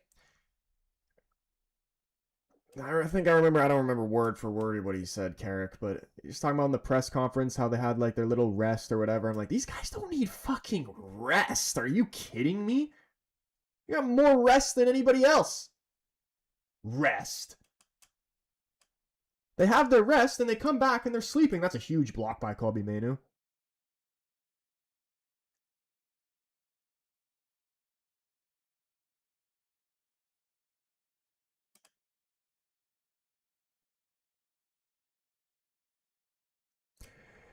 They all went home to their families. I was pissed when I saw that. Yeah, dude, like you think all these other teams are resting?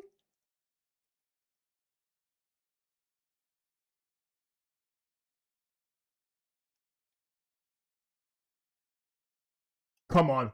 No, he slipped. No. That would have been such a great break right there.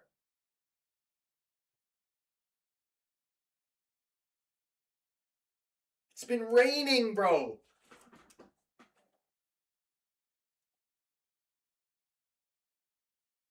If he doesn't slip there, man, he slips Sheshko and that's a goal.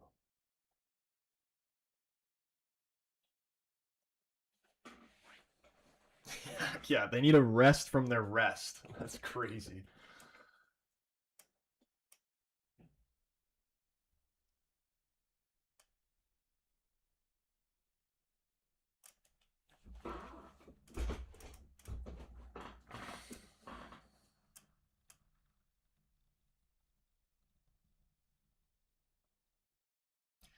That last touch Cunha took there before he slipped should have been a pass to Sheshko.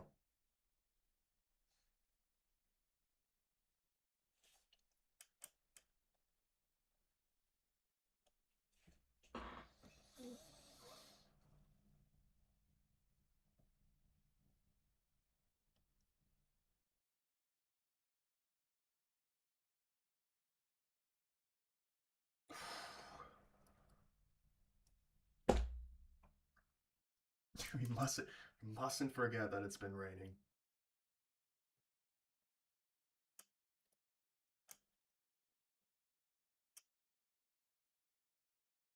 Good ball from Casemiro. Cunha on it. Playing out wide to Bruno. Ball over the top. Back to Cunha. Can you get this under control? No. Oh, man. No, we can't. Get Josh on. Get Josh on.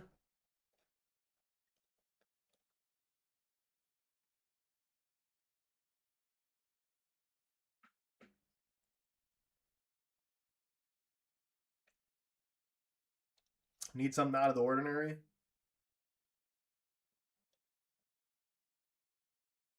Why did we not keep James Garner? I will never know. Yeah, that was a very questionable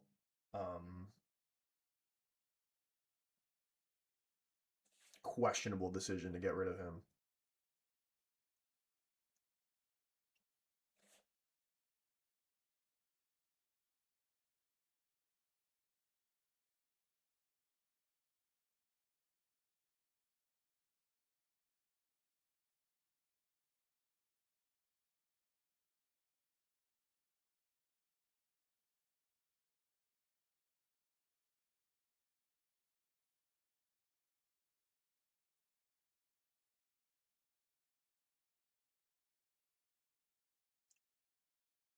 Bruno and Armstrong get into it. I swear I just heard him mouth, "Are you fucking stupid?"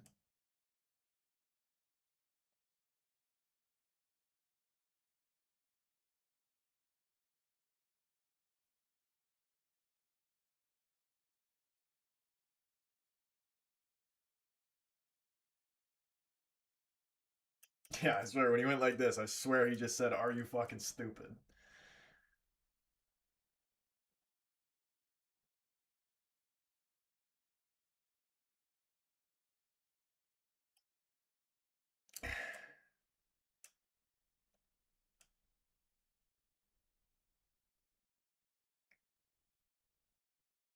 Come on, Lamens. Thank you. Well done.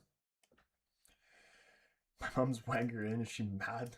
Dude, the funny thing is that she was the only one that wasn't mad.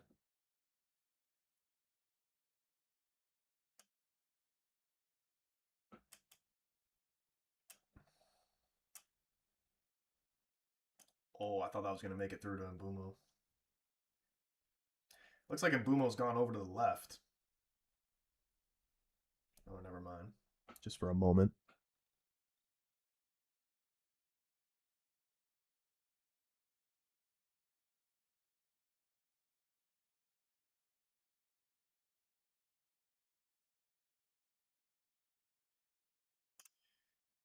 Oh, Genjai cannot be doing this to us. That's a lovely ball through to Garner. He's going to take his shot. It's blocked by Cunha. He's done well. Oh my gosh, bro. This is not good. This is such a shitty game.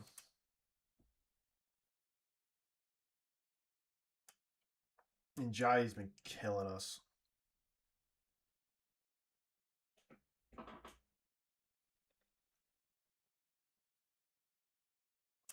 Phil saying we'll lose this. I'm just like, it's giving 0-0 vibes for the rest of the game, which is pretty much going to feel like a loss. Guard as well to head it away. Cunha going long. And Mbumo, run this down, man. Šeško's coming in through support. He plays him in. Yes! Come on, Šeško! Get in there! Get in! We need him! We need him! Start him in the next game, man! Let's go!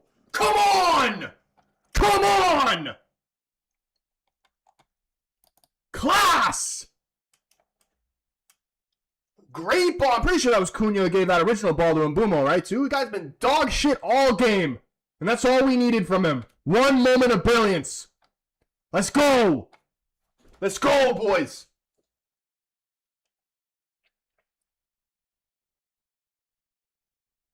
Great ball from Cunha. And look at Šeško just working hard to freaking get up there. Leaves Tarkowski in the dust, and it's a world-class finish. I love Šeško. Never once have I doubted the quality of this man.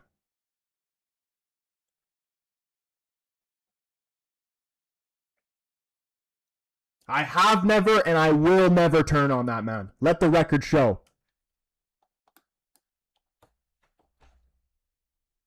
He needs to be consistently starting.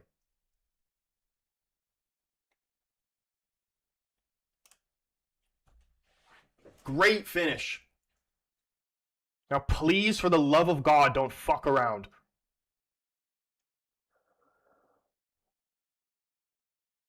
He looked so confident when he ran up to that ball when he saw he was one-on-one. Dude, he left Tarkowski in the dust there.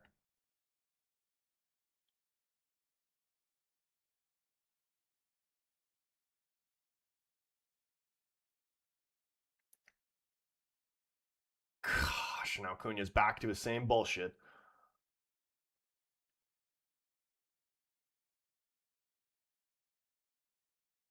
Okay, Euro, you're fine. No. Relax, Euro. He's actually been all right this game. He was great in the West Ham game when he came on. I thought he's been good this game too. Please don't ruin a good performance from us conceding off this corner because of that, though. Cunha does what he wants sometimes, I feel like. Sometimes it works, sometimes it doesn't.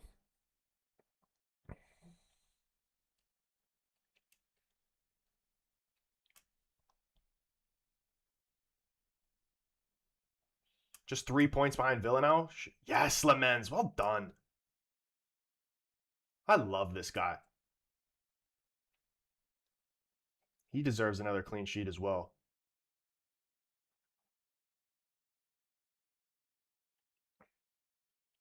Lamens so good at catching crosses. Yeah, so much better than fucking the bullshit we were dealing with before with Onana and Binder. And even if he doesn't necessarily, like, he knows when he can actually catch it and when he has to punch it.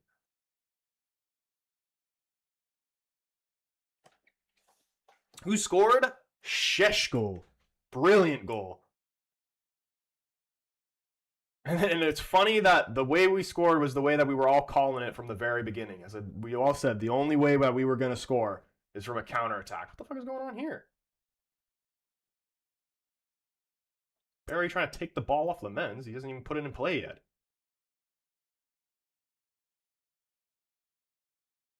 Hopefully this game will open up for us a little bit here now, too, that we got the lead. And Everton are actually going to maybe try and get more players forward.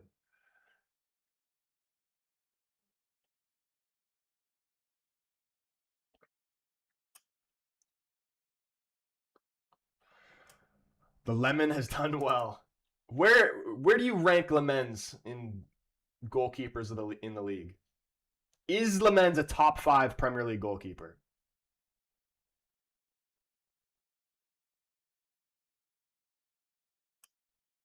Top 5, 100%? Mando says nah.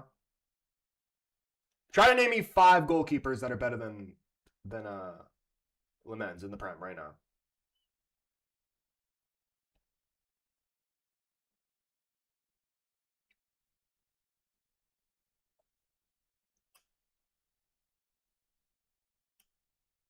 Like, Donnarumma's number 1. That's non-negotiable, obviously.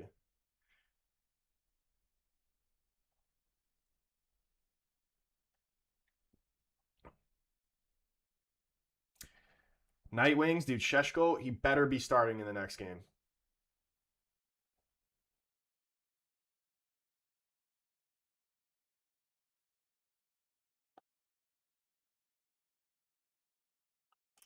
How many goals is that in the league for him now, too, Šeško? Donnarumma, Raya, Allison, top 3. Yeah, I think that's pretty fair.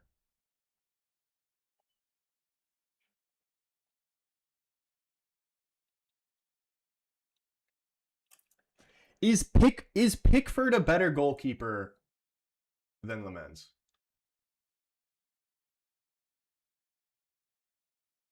Because I actually don't know.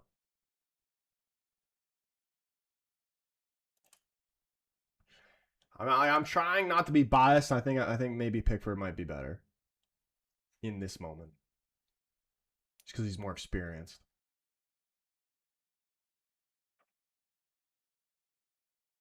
I would say he's a good goalie, and that's all you need to win leagues. That's why, dude, I'm so happy that we ended up getting him over a Donnarumma, because, like, I don't need. I've said this before. I don't need the goalkeeper to be one of the best goalkeepers in the league or one of the best players on the team. Because I don't really want the goalkeeper. Like, don't get me wrong, love De Gea, one of my favorite United players of all time. But I would prefer not to have the goalkeeper as one of the highest paid players on the team. I'd rather just have a good defense. You know what I mean? Like, I don't like. It'd be nice if he ends up being as good as De Gea, but like, I just need you to do your job. I don't need you to make all these crazy De Gea saves that he had no right to make. I just need you to do your job, and that's it. Nothing more, nothing less. Like, don't drop the ball when crosses come into you. Don't parry shots right to the second man. Don't fall backwards when players are running at you. Like,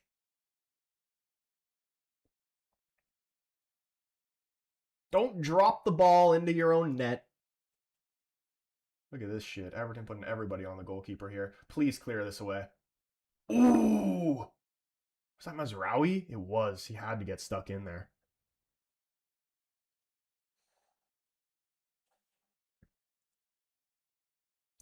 Shea Lacey sub in the 90th to hit the bar will hit like crack. Is he? I don't think he's on the bench, is he? Is Lacey on the bench? The men's isn't overpaid as well. No clue how City can afford that many players.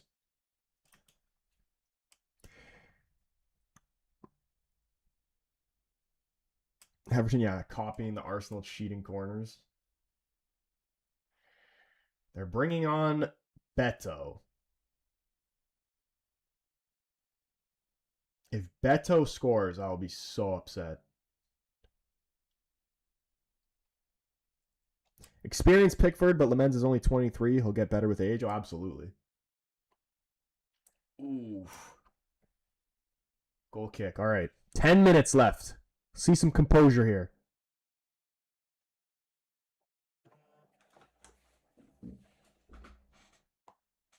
Let's see this. They're showing the goal again. Let's see this run. Let's see him burn Tarkowski here. Look at that pace. He left him in the dust. He's nowhere near. He starts several yards behind Tarkowski and leaves him in the dust. And it's a great finish, too.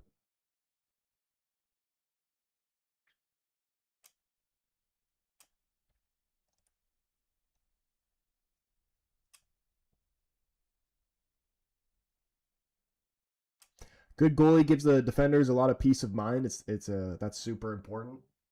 Yeah, honestly, just like literally the aura of Lamens just coming in from his first game. You could tell just like the belief that just not just the defense, but the whole team in general had from having to deal with Onana before. Because when Onana, or even Bayinda for that matter, was in net, it just was always, even if we were up 2-0, like there was just that thing in the back of your mind, like, oh yeah, this guy could easily screw us over.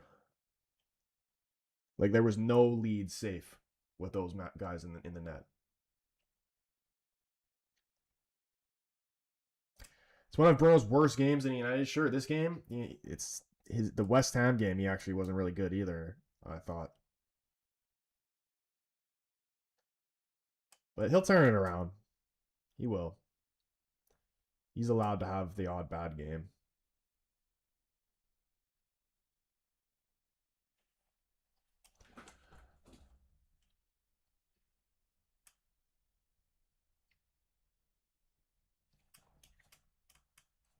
So, going to the next game, even though this one's not over yet, and I really shouldn't be talking as if we've already won because I don't want to jinx it, but next game, who do you start up front? Who gets dropped for Šeško? It's a tough one too.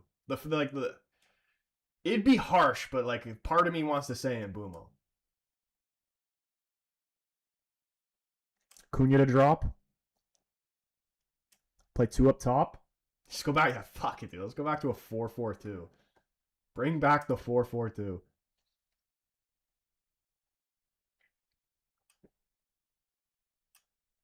Oh my gosh, that was a great shot by Keane. Good save, strong hand from the men's. That was a bullet. Is Keane even left-footed too? Well, that was a fucking rocket. I'm pretty sure that's his weak foot.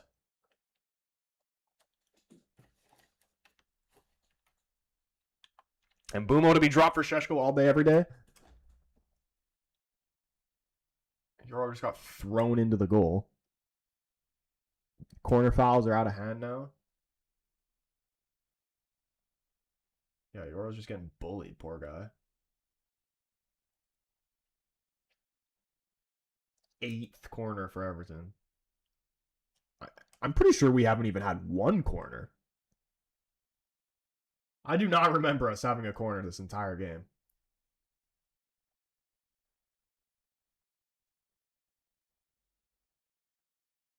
Respect to the ref. He's actually pulled out his cards. Thought he left them at home.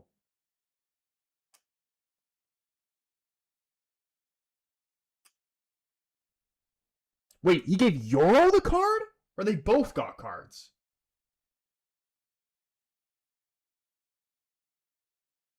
Or no, it was for Maguire, apparently. Not Euro. Which I still don't even understand why it's a card for Maguire.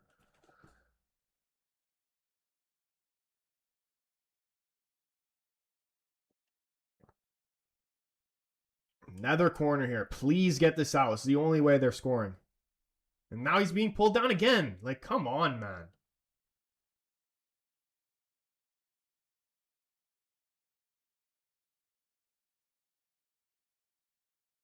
Dude, they need to, like, change the rule. If they do that shit, you lose your corner. Free kick right there. Like, this is a joke.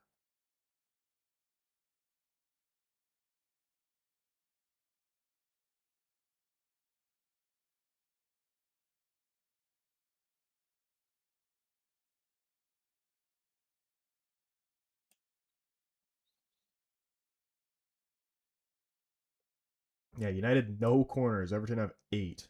Or this might be 9 here. No, I don't know. Please get this out. Slab, I'm looking at you. We need you. Swung in. Lemans is so good! So good! That's my fucking keeper. Pickford going long here. Maguire's up for it.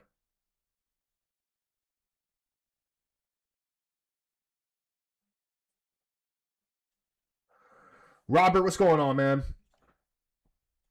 Dude, yeah, he's got 100 composure. And like just like it actually goes like he amongst United fans, he's definitely appreciated, but just like what he came into Lemens, and the guy's coming from fucking was it Antwerp? I don't even remember. It was Antwerp, wasn't it? The Belgian league. Coming to United in one of the most stressful positions in the entire world for any club. The United goalkeeper comes in and he's been absolutely outstanding. Easily could have cracked under pressure.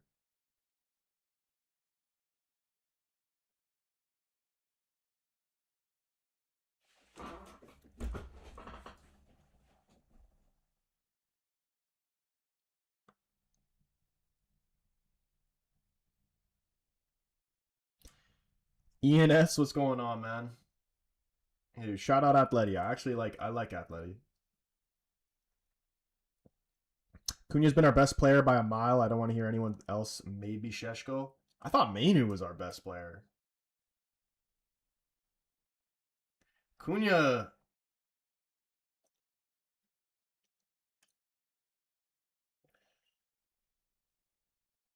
I wouldn't necessarily. I don't even really think anybody's been that great, to be honest.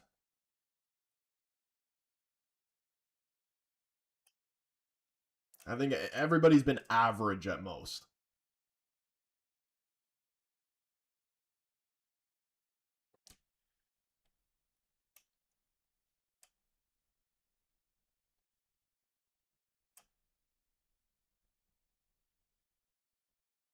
Go on, Cobby.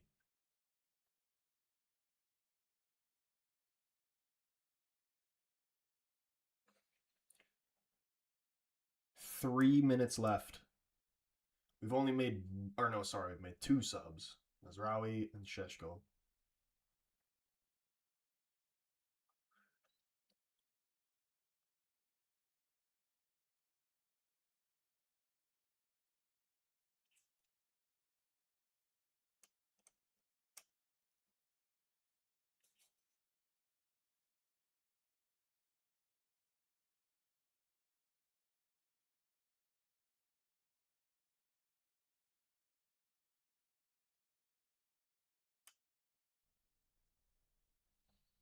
I am fucking terrified. I have a sickening feeling going through my body right now. 2 minutes plus whatever added time we're seeing. And here's another corner. This is it, isn't it? I can't watch. Please not like this. Not like this. Anything but a corner.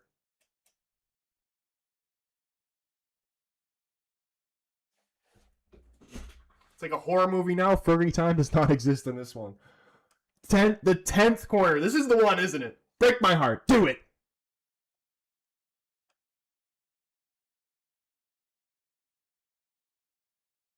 Fucking Tarkowski keeps pushing Euro. Ball swung in. Please head it away. Go on, Cunha. Get there first. Just get rid of the ball. Njai.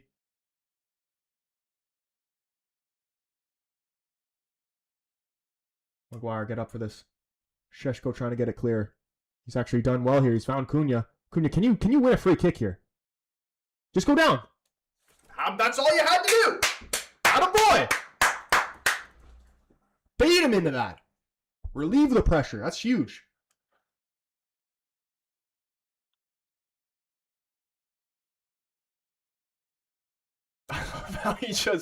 He could have fell over so much more earlier, but then he just stood there straight, and then he just falls straight to the ground like a tree.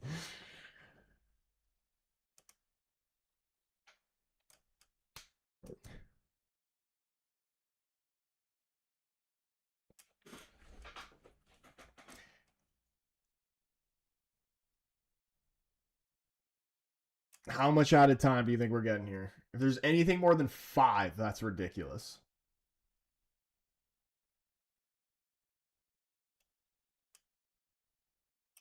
Oh, he's actually done well here. Except why? Like, why does he always, even when he just does something well, the follow-up is just shit.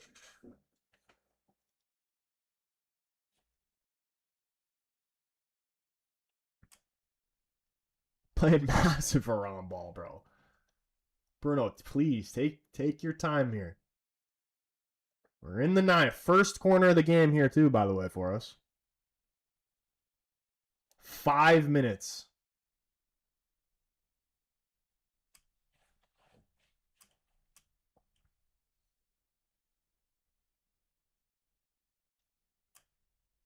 Even 5 sounds a little crazy to me. That's fine. Don't even do the long throw in. Just throw it short and keep it in the corner. Keep the ball. You throw it long, you're giving it away. Thank you.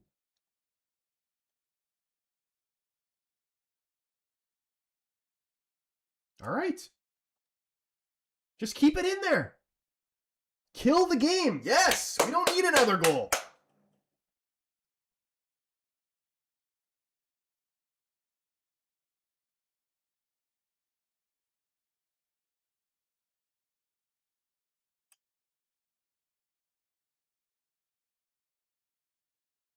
Good foul. That's a good foul, Mazraoui. That's a good foul. You wear that yellow card. Wear it with pride.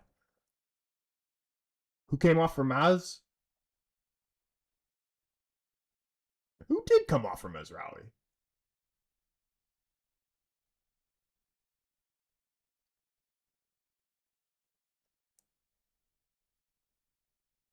Mbumo?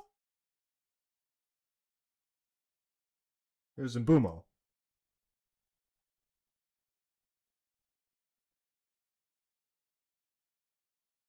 Yeah, it'd be funny if we got a corner and scored from it.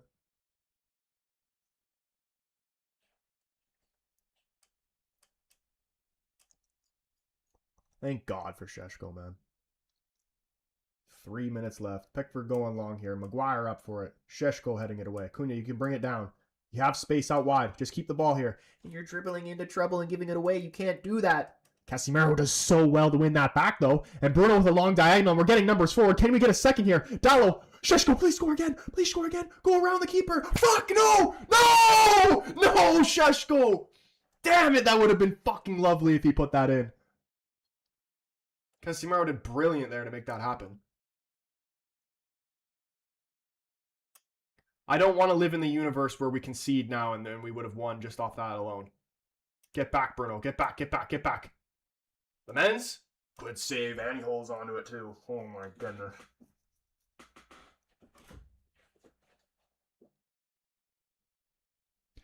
Bruno been completely shit today? Yeah, it's not. Even in the West, like I was saying before too, in the West Ham game he was poor. He's been bad for back-to-back games now.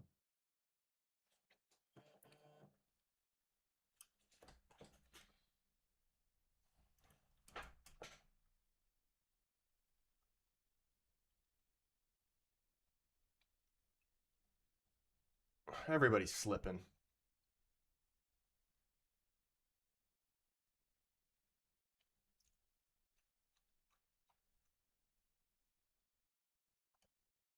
Referee saying play on here.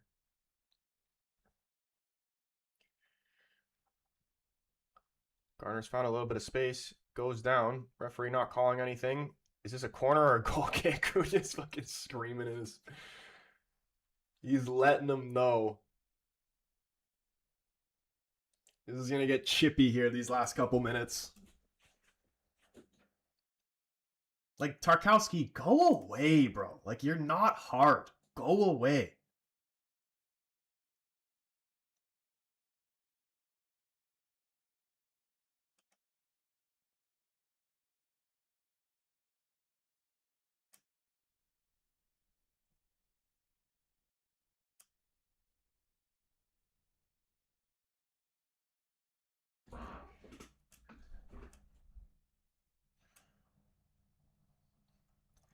Cunha for Aiden Heaven. All right. Let's go. See this game out.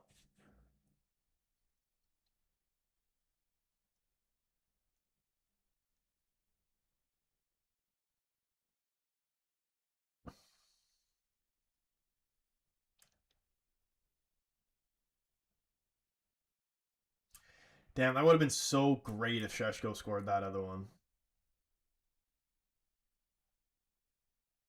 Pickford actually did really well to keep him away there.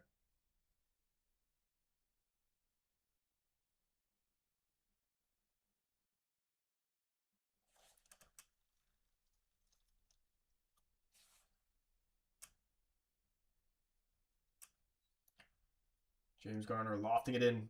Maguire's up for it. Is this a goal kick or a corner? Ref's giving a goal kick, but to be honest, it kind of looked like a corner. We'll take it.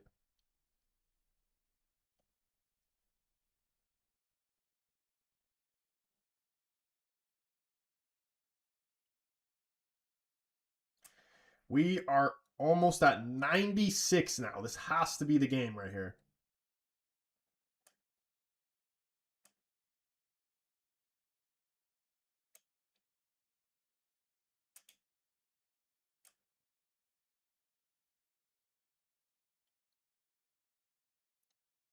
Blow the whistle.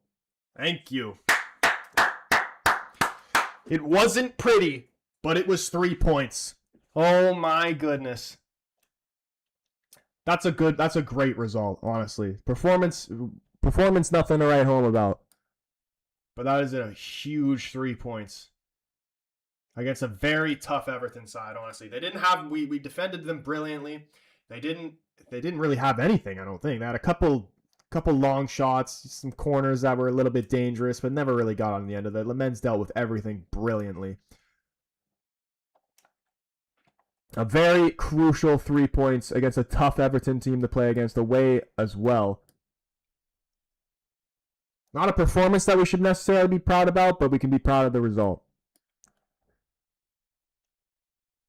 If we are going to push on to get Champions League football, we're not going to play every game great. We're not going to have great performances in every game, but coming out with the result is the most important thing. Keen changed his mind. He says Lamens man of the match. We got to do the man of the match poll, boys. If you haven't already, if you're watching on TikTok, come over, join the YouTube family. Link is in my TikTok bio. You can search the Casual Fan up on YouTube. That's where we're doing the poll. Man of the match poll. Give me your shouts. I already have 3 for you right now. Lamens. Lamens. I'm going to say Menu. I'm going to say... Do we say Šeško? I mean, the guy scored the fucking winner, so you got to put him in there, I feel like. One more. Lamens, Menu, Šeško. Who gets that 4th spot?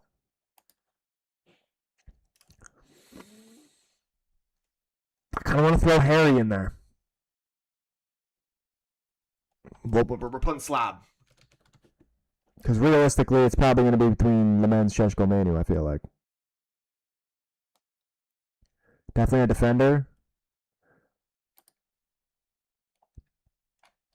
Vote on the poll. Have your say. For me, I gotta give my respect to Lamens, bro. Like, he just, what a beast. And he didn't even really, like, in terms of, like, just straight saves from shots, there was a couple ones from distance he had to deal with, and he did well to save and hold on doing that. But just the main things were just how he dealt with that corner. That's why I'm giving him man of the match, from how he dealt with those corners. 10 corners. All of them he dealt with brilliantly. With being smothered as well. And that would have been a growth. Thank God. Harry Maguire definitely deserves to be in that man of the match shot as well. Because it's especially in a game like this. If we had a center back partnership of fucking anybody else, we're definitely conceding at least one of those. Because, like, although I do love Martinez, but obviously he doesn't have the height to him. And if it was like a Euro Heaven center back partnership too, they would have got bullied. Like, you even see Euro was getting bullied on every single corner there was there. Although Euro does deserve respect as well, man. I thought he was brilliant again. There was a cut one moment where I think he tried to clear the ball and kind of fumbled it a little bit, but other than that, I thought he was really solid this game. Was really happy. The defense was great. The only question marks were with the front 3. Cunha did all. This is why I was not entirely sure if I wanted Cunha to come off, because even if he's not necessarily having a great game, he can always provide a moment of brilliance like he did with that long ball over to Mbeumo. Perfect ball. Perfect ball. Nobody voted for Slab? Dude, somebody give Slab a consolation vote, man. Or Menu as well. It's literally between Lamens and Šeško. Lamens getting 62% of the vote, and rightly so. Noob Cake is right, man. Sometimes you just got to grind them out. He's saying Lamens man of the match. I still can't get over Šeško just absolutely burning Tarkowski there. Like, he is quick. Lamens gives me De Gea vibes. What's your opinion on Ahmed and Mbeumo? I expect better. I think they will turn it around, but it wasn't a great performance from either of them, in my opinion. I think I like Mbeumo better on the wing than just that striker. I don't think he really just gets involved as much when he's playing just alone as a striker. Šeško needs to start. Needs to start next game. Ahmed too. I honestly didn't think Ahmed, like, he wasn't a great performance by him by any means, but I don't think he was that bad. So the main thing with Ahmed is he just needs his end product. If he worked on his end product, if he started adding goals and assists to his game, man, he'd be one of the best players in the league. Unlucky not to score that opportunity in the beginning.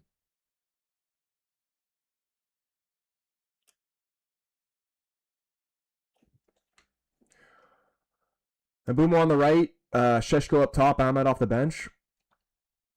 I'd go that as well. I love Cunha a lot too. I wouldn't be opposed to maybe dropping him to the bench just for a little bit, maybe, because I swear some of his best performances, Cunha, have been from the bench.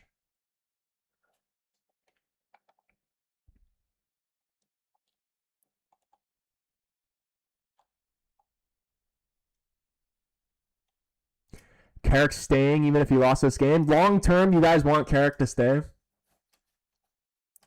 I'm honestly not sure where I stand on that. Because I like Carrick, but I just don't know. Like I'm at a wait and see type of point right now with him. We love you, Slab. Slab, you did get 1 vote. Shout out who voted for Slab. Nice thing is, if that's their worst game, they've got nothing on Garnacho's worst game up there. Oh, 100%. And even like this is the thing that I like is even because everybody's gonna have a bad game.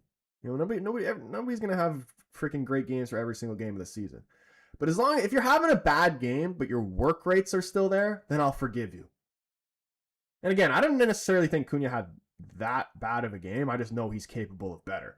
But even if he wasn't doing what he usually does with the ball at his feet, guy was grinding defensively. And that's what I need. That's why I don't like it. That's why I don't like players like Garnacho and Sancho and Rashford. Because like when they're great, they're great. When they're bad, then you're not doing your defensive duties, and I can see that you're not working hard. That's where you can leave the club as far as I'm concerned. I don't care who you are.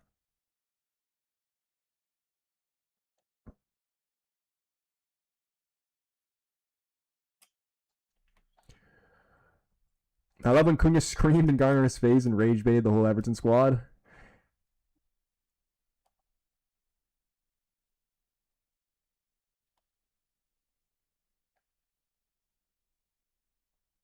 Best manager we've had in recent years, Carrick. I don't know about all that.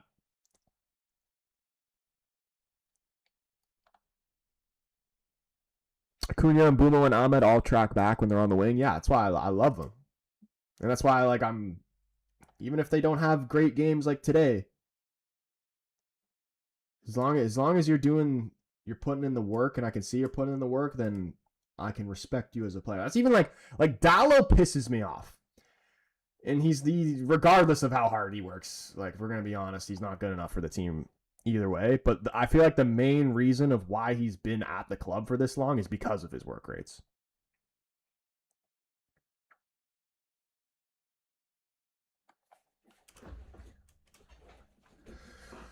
Fair point. Cunha always gives 100%. Yeah, and I think yeah, Cunha will be good for us long term.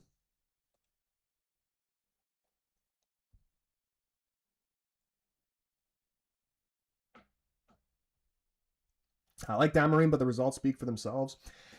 I mean, I'm not gonna lie.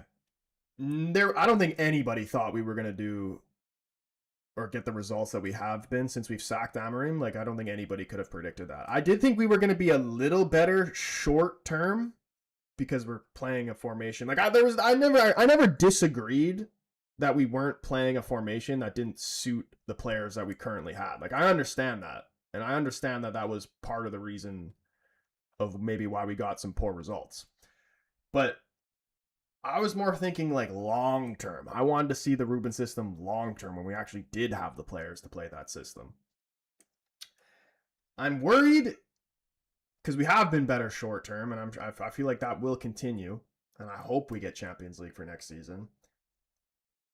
But then, like long term, I'm kind of because like with Ruben, I saw a vision. I know a lot of people didn't see it, but I saw the vision. Now I don't know what's gonna happen. Because we don't know if Carrick's going to stay. And even just the players alone, like what I was saying earlier. Like, even if Carrick does stay or whatever, if we lose Bruno in the summer, there's no replacing Bruno. Like, we could just easily fall apart. And we've seen many times, even when Bruno's not playing well, it's still... Even if Bruno not playing well, we still play better as a team than him not playing at all. Oh, yeah, true. Appreciate it. I just need to stop the timer. Thank you, Spencer.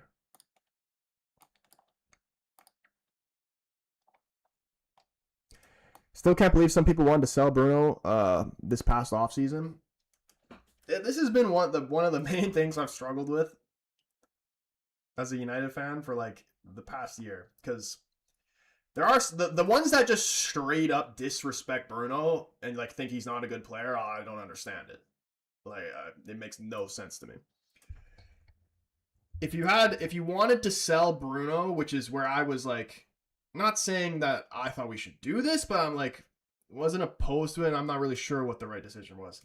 The only reason selling him would make sense is if it was like what the offer was when the Saudi teams came in for like a fucking 100 million or something like that. Because like what I was saying before, Bruno's a great player. There's no question in that, but the guy's human at the end of the day, and like he's not going to be able to play forever. Eventually we are going to have, like, whether it's now or 2-3 years from now, whatever, eventually we are going to have to move on past Bruno. Cormac, my man with the heart me. Not a beautiful game, but honestly I'm enjoying those 3 points right there, man. Hope you're doing well, bro. Carrick ball has changed my life. I think I'm very happy with what Carrick has been doing. Very happy. I hope he starts Sheshko in the next game, though. He deserves that. But what I was saying, though, about Bruno, like, realistically, no matter how good you are, for a 31, how old is Bruno? He's like 31, something like that. 100 million for a 31-year-old? It's hard to turn that down. Keep Bruno for one more season. I'm still kind of thinking that too. But then if we do keep him for one more season, then we just,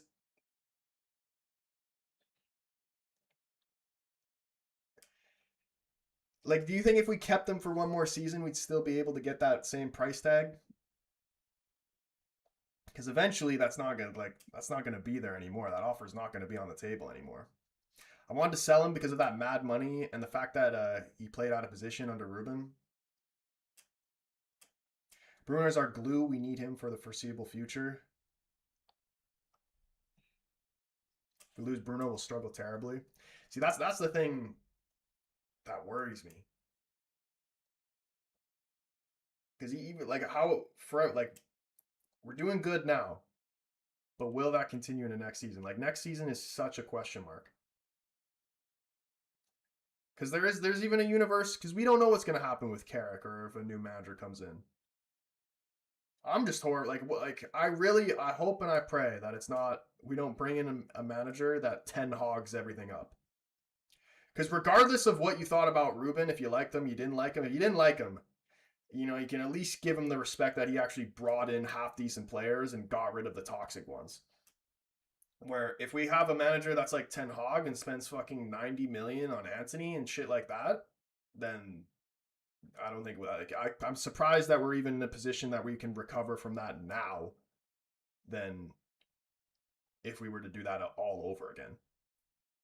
That's another thing too. You know how lucky we are as a club to be able to fuck up this many times and waste so much money and still yet be able to have a pathway to get back to the top. Martin says, grass ain't greener. If we lose Bruno, this team takes a massive hit. Get better players around him. Yeah, I agree. And this is what I said back with when we had De Gea. When everybody turned on De Gea, I'm just like, bro, the grass will not be greener on the other side of De Gea. And it wasn't. I'm like, I don't give a shit if De Gea can't play with his feet. And I'm so happy that I never have to hear that ever again. Because I remember in that area, I was in the minority. Like, everybody was telling me about how important it was to have a goalkeeper that can play with their feet. It's not important. It's not even a little bit important.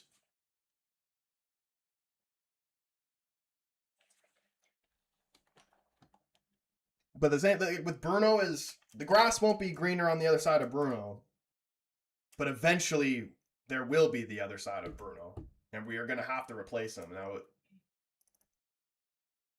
it'd be nice. It'd be easier to replace him getting 100 million for him to be able to replace him as opposed to nothing. I don't even know how much longer is Bruno's contract even for. Would Cunha work as a 10? I think so. I think Ahmad would be good as a 10 too, honestly.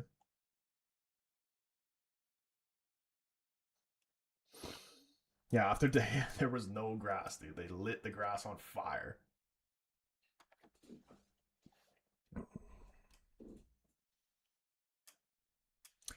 Play UCL football next season. The players come play for us. Easy as that. I don't even necessarily think that UCL football is really that much of a difference maker in terms of us attracting players. Like, I still think even if we didn't get Champions League football, I still believe we can attract big name players. Like, I'm sure there's certain players that wouldn't come, but the likelihood those players that wouldn't come most likely wouldn't come to us anyway.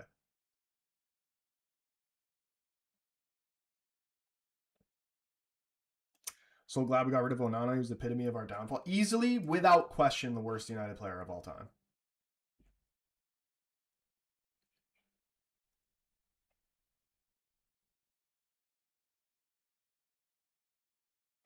Feeling Bruno wants to stay and retire at United at 34. Bruno's one of those players as well. Like he definitely does have a good few years left in him. 100%.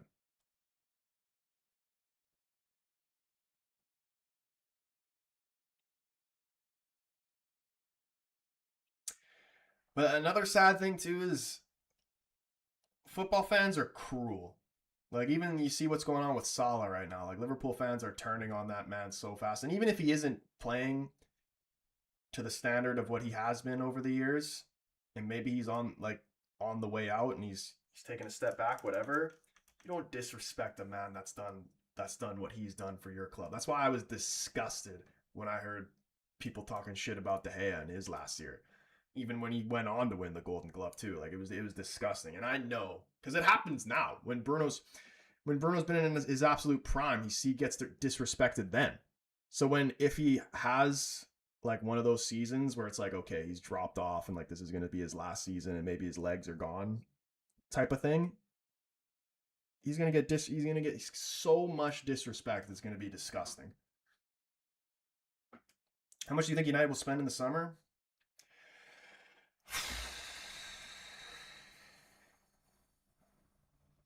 It's got to be between 150 and 200 in my opinion. Like you need two fullbacks and you need two central midfielders. Like if we could spend like 40 to 50 mil on two fullbacks, that'd be good. And then maybe like 100 to I don't know 115 mil on the center mids together. That's realistically what I'm seeing.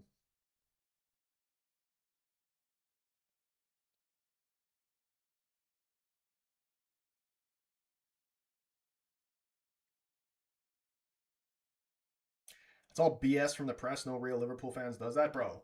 I've seen it. I've seen it online, and I know online fans are different from like other types of fans or whatever, but I've definitely seen it. I've seen it in comment sections. I've seen it just with like actual footy influencers, whatever the hell you want to call them, post it.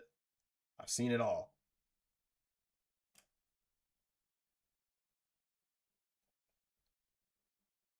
Garner was very good. Probably wouldn't have become this good at United, but would be nice. Yeah, I think like he would have just been like a good squad player for us. Like I don't think he necessarily would have been an out and out starter ever, but like he would have been a good backup point. There would have been periods in the season where he would have started, like even this season, especially if we were to have him. There's been a lot of stupid players United have gotten rid of. Like even going back, one of the dumbest things I thought United ever did was when we got rid of Johnny Evans originally. And then we had like Smalling, Bailly, Jones, like that type of shit. Johnny Evans is better than all of those guys.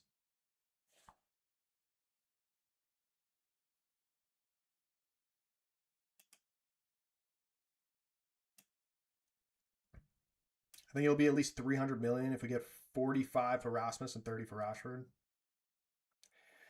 But I mean, I still think, are we not using that money to pay off the players that we've already bought?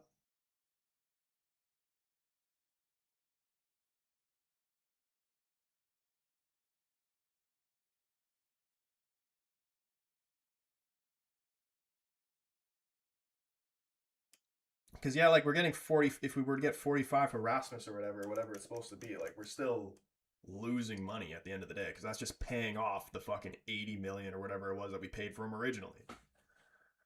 Will United finish above Chelsea? I think so. This was a huge result right here. Finally took advantage of them dropping points. 3 points above Chelsea and Liverpool now. And Chelsea have tougher games till the end of the season, I believe.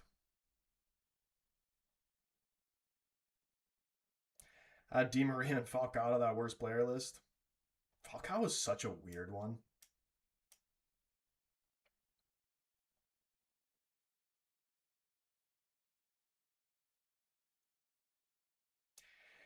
We signed just so many, like from 2014 to like what 2017 era. We just signed so many players that were just a complete waste of time.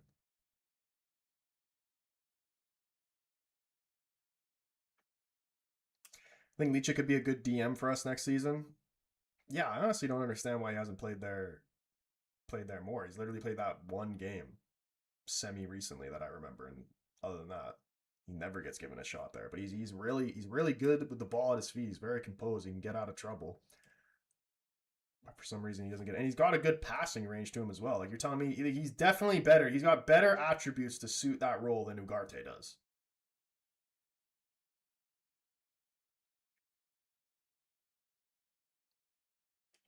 Play Arsenal, I think, this week away. They'll probably drop more points. Chelsea's such a weird team though, too, because I could see them going on to win that game. Like I think Chelsea actually have a really, really good squad. They're just underperforming. Hopefully they continue to underperform for the rest of the season.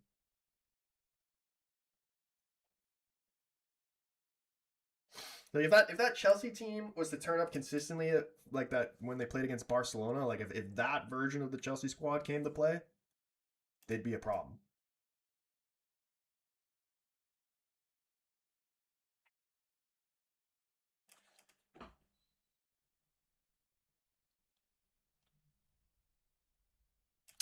You know, I need oil money, not Sir Rat money.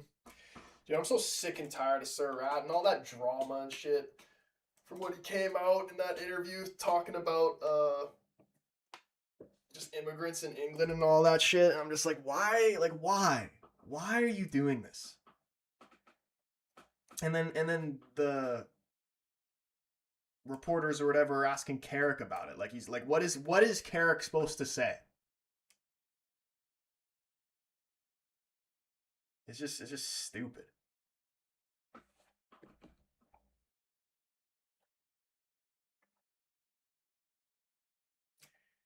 We need to win that United versus Villa match.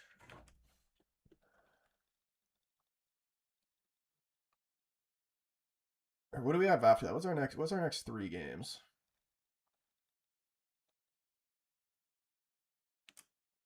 Chelsea play Arsenal away next and Villa away. Yeah, they got tough games coming up. Palace, Newcastle, Villa. Yeah, that's tough.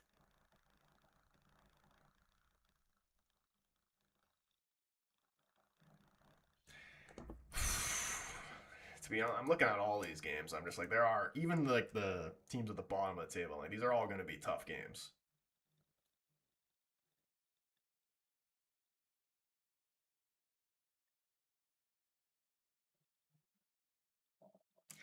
Like Forest, second to last game of the season. Like they're going to be fucked. Like playing for their lives right there if they're still battling relegation at that point. And same with Leeds as well. Like at this point of the season right now, I'd much rather play against like a mid-table, like a Fulham or something like that, than one of the teams fighting for their lives right now.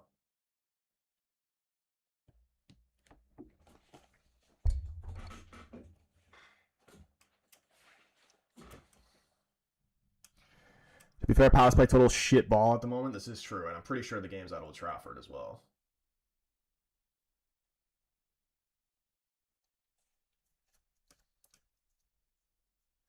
I would feel confident in that game, but you never know. You never know with this league, and you especially never know with United. Villa has not been in form as of late, but Villa Park is a tough place to go. Yeah, it's I think Villa will end up getting top 4 though. It'd be nice if we were to go above them, but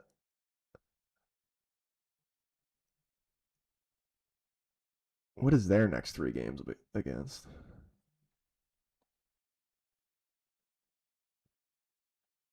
Wolves, Chelsea, and then okay, yeah.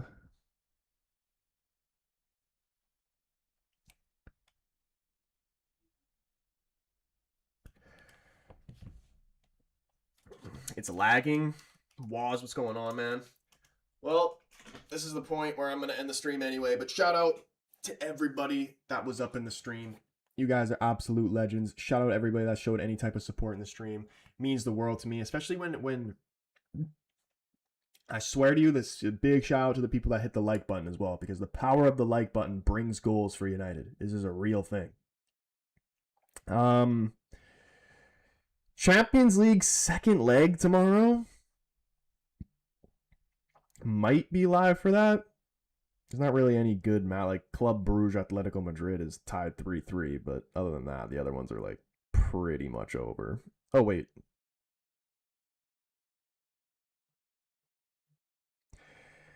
The Bodo Glimt one could be interesting. I wouldn't count Inter out, especially at home.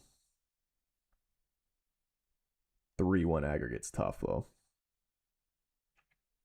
But regardless, if I'm not live tomorrow, I will be live the next day because that Madrid Benfica game is going to pop off and will 100% be live for that. But yeah, boys. Hope you guys have a brilliant rest of your night, and we'll see you guys in the next one. Peace.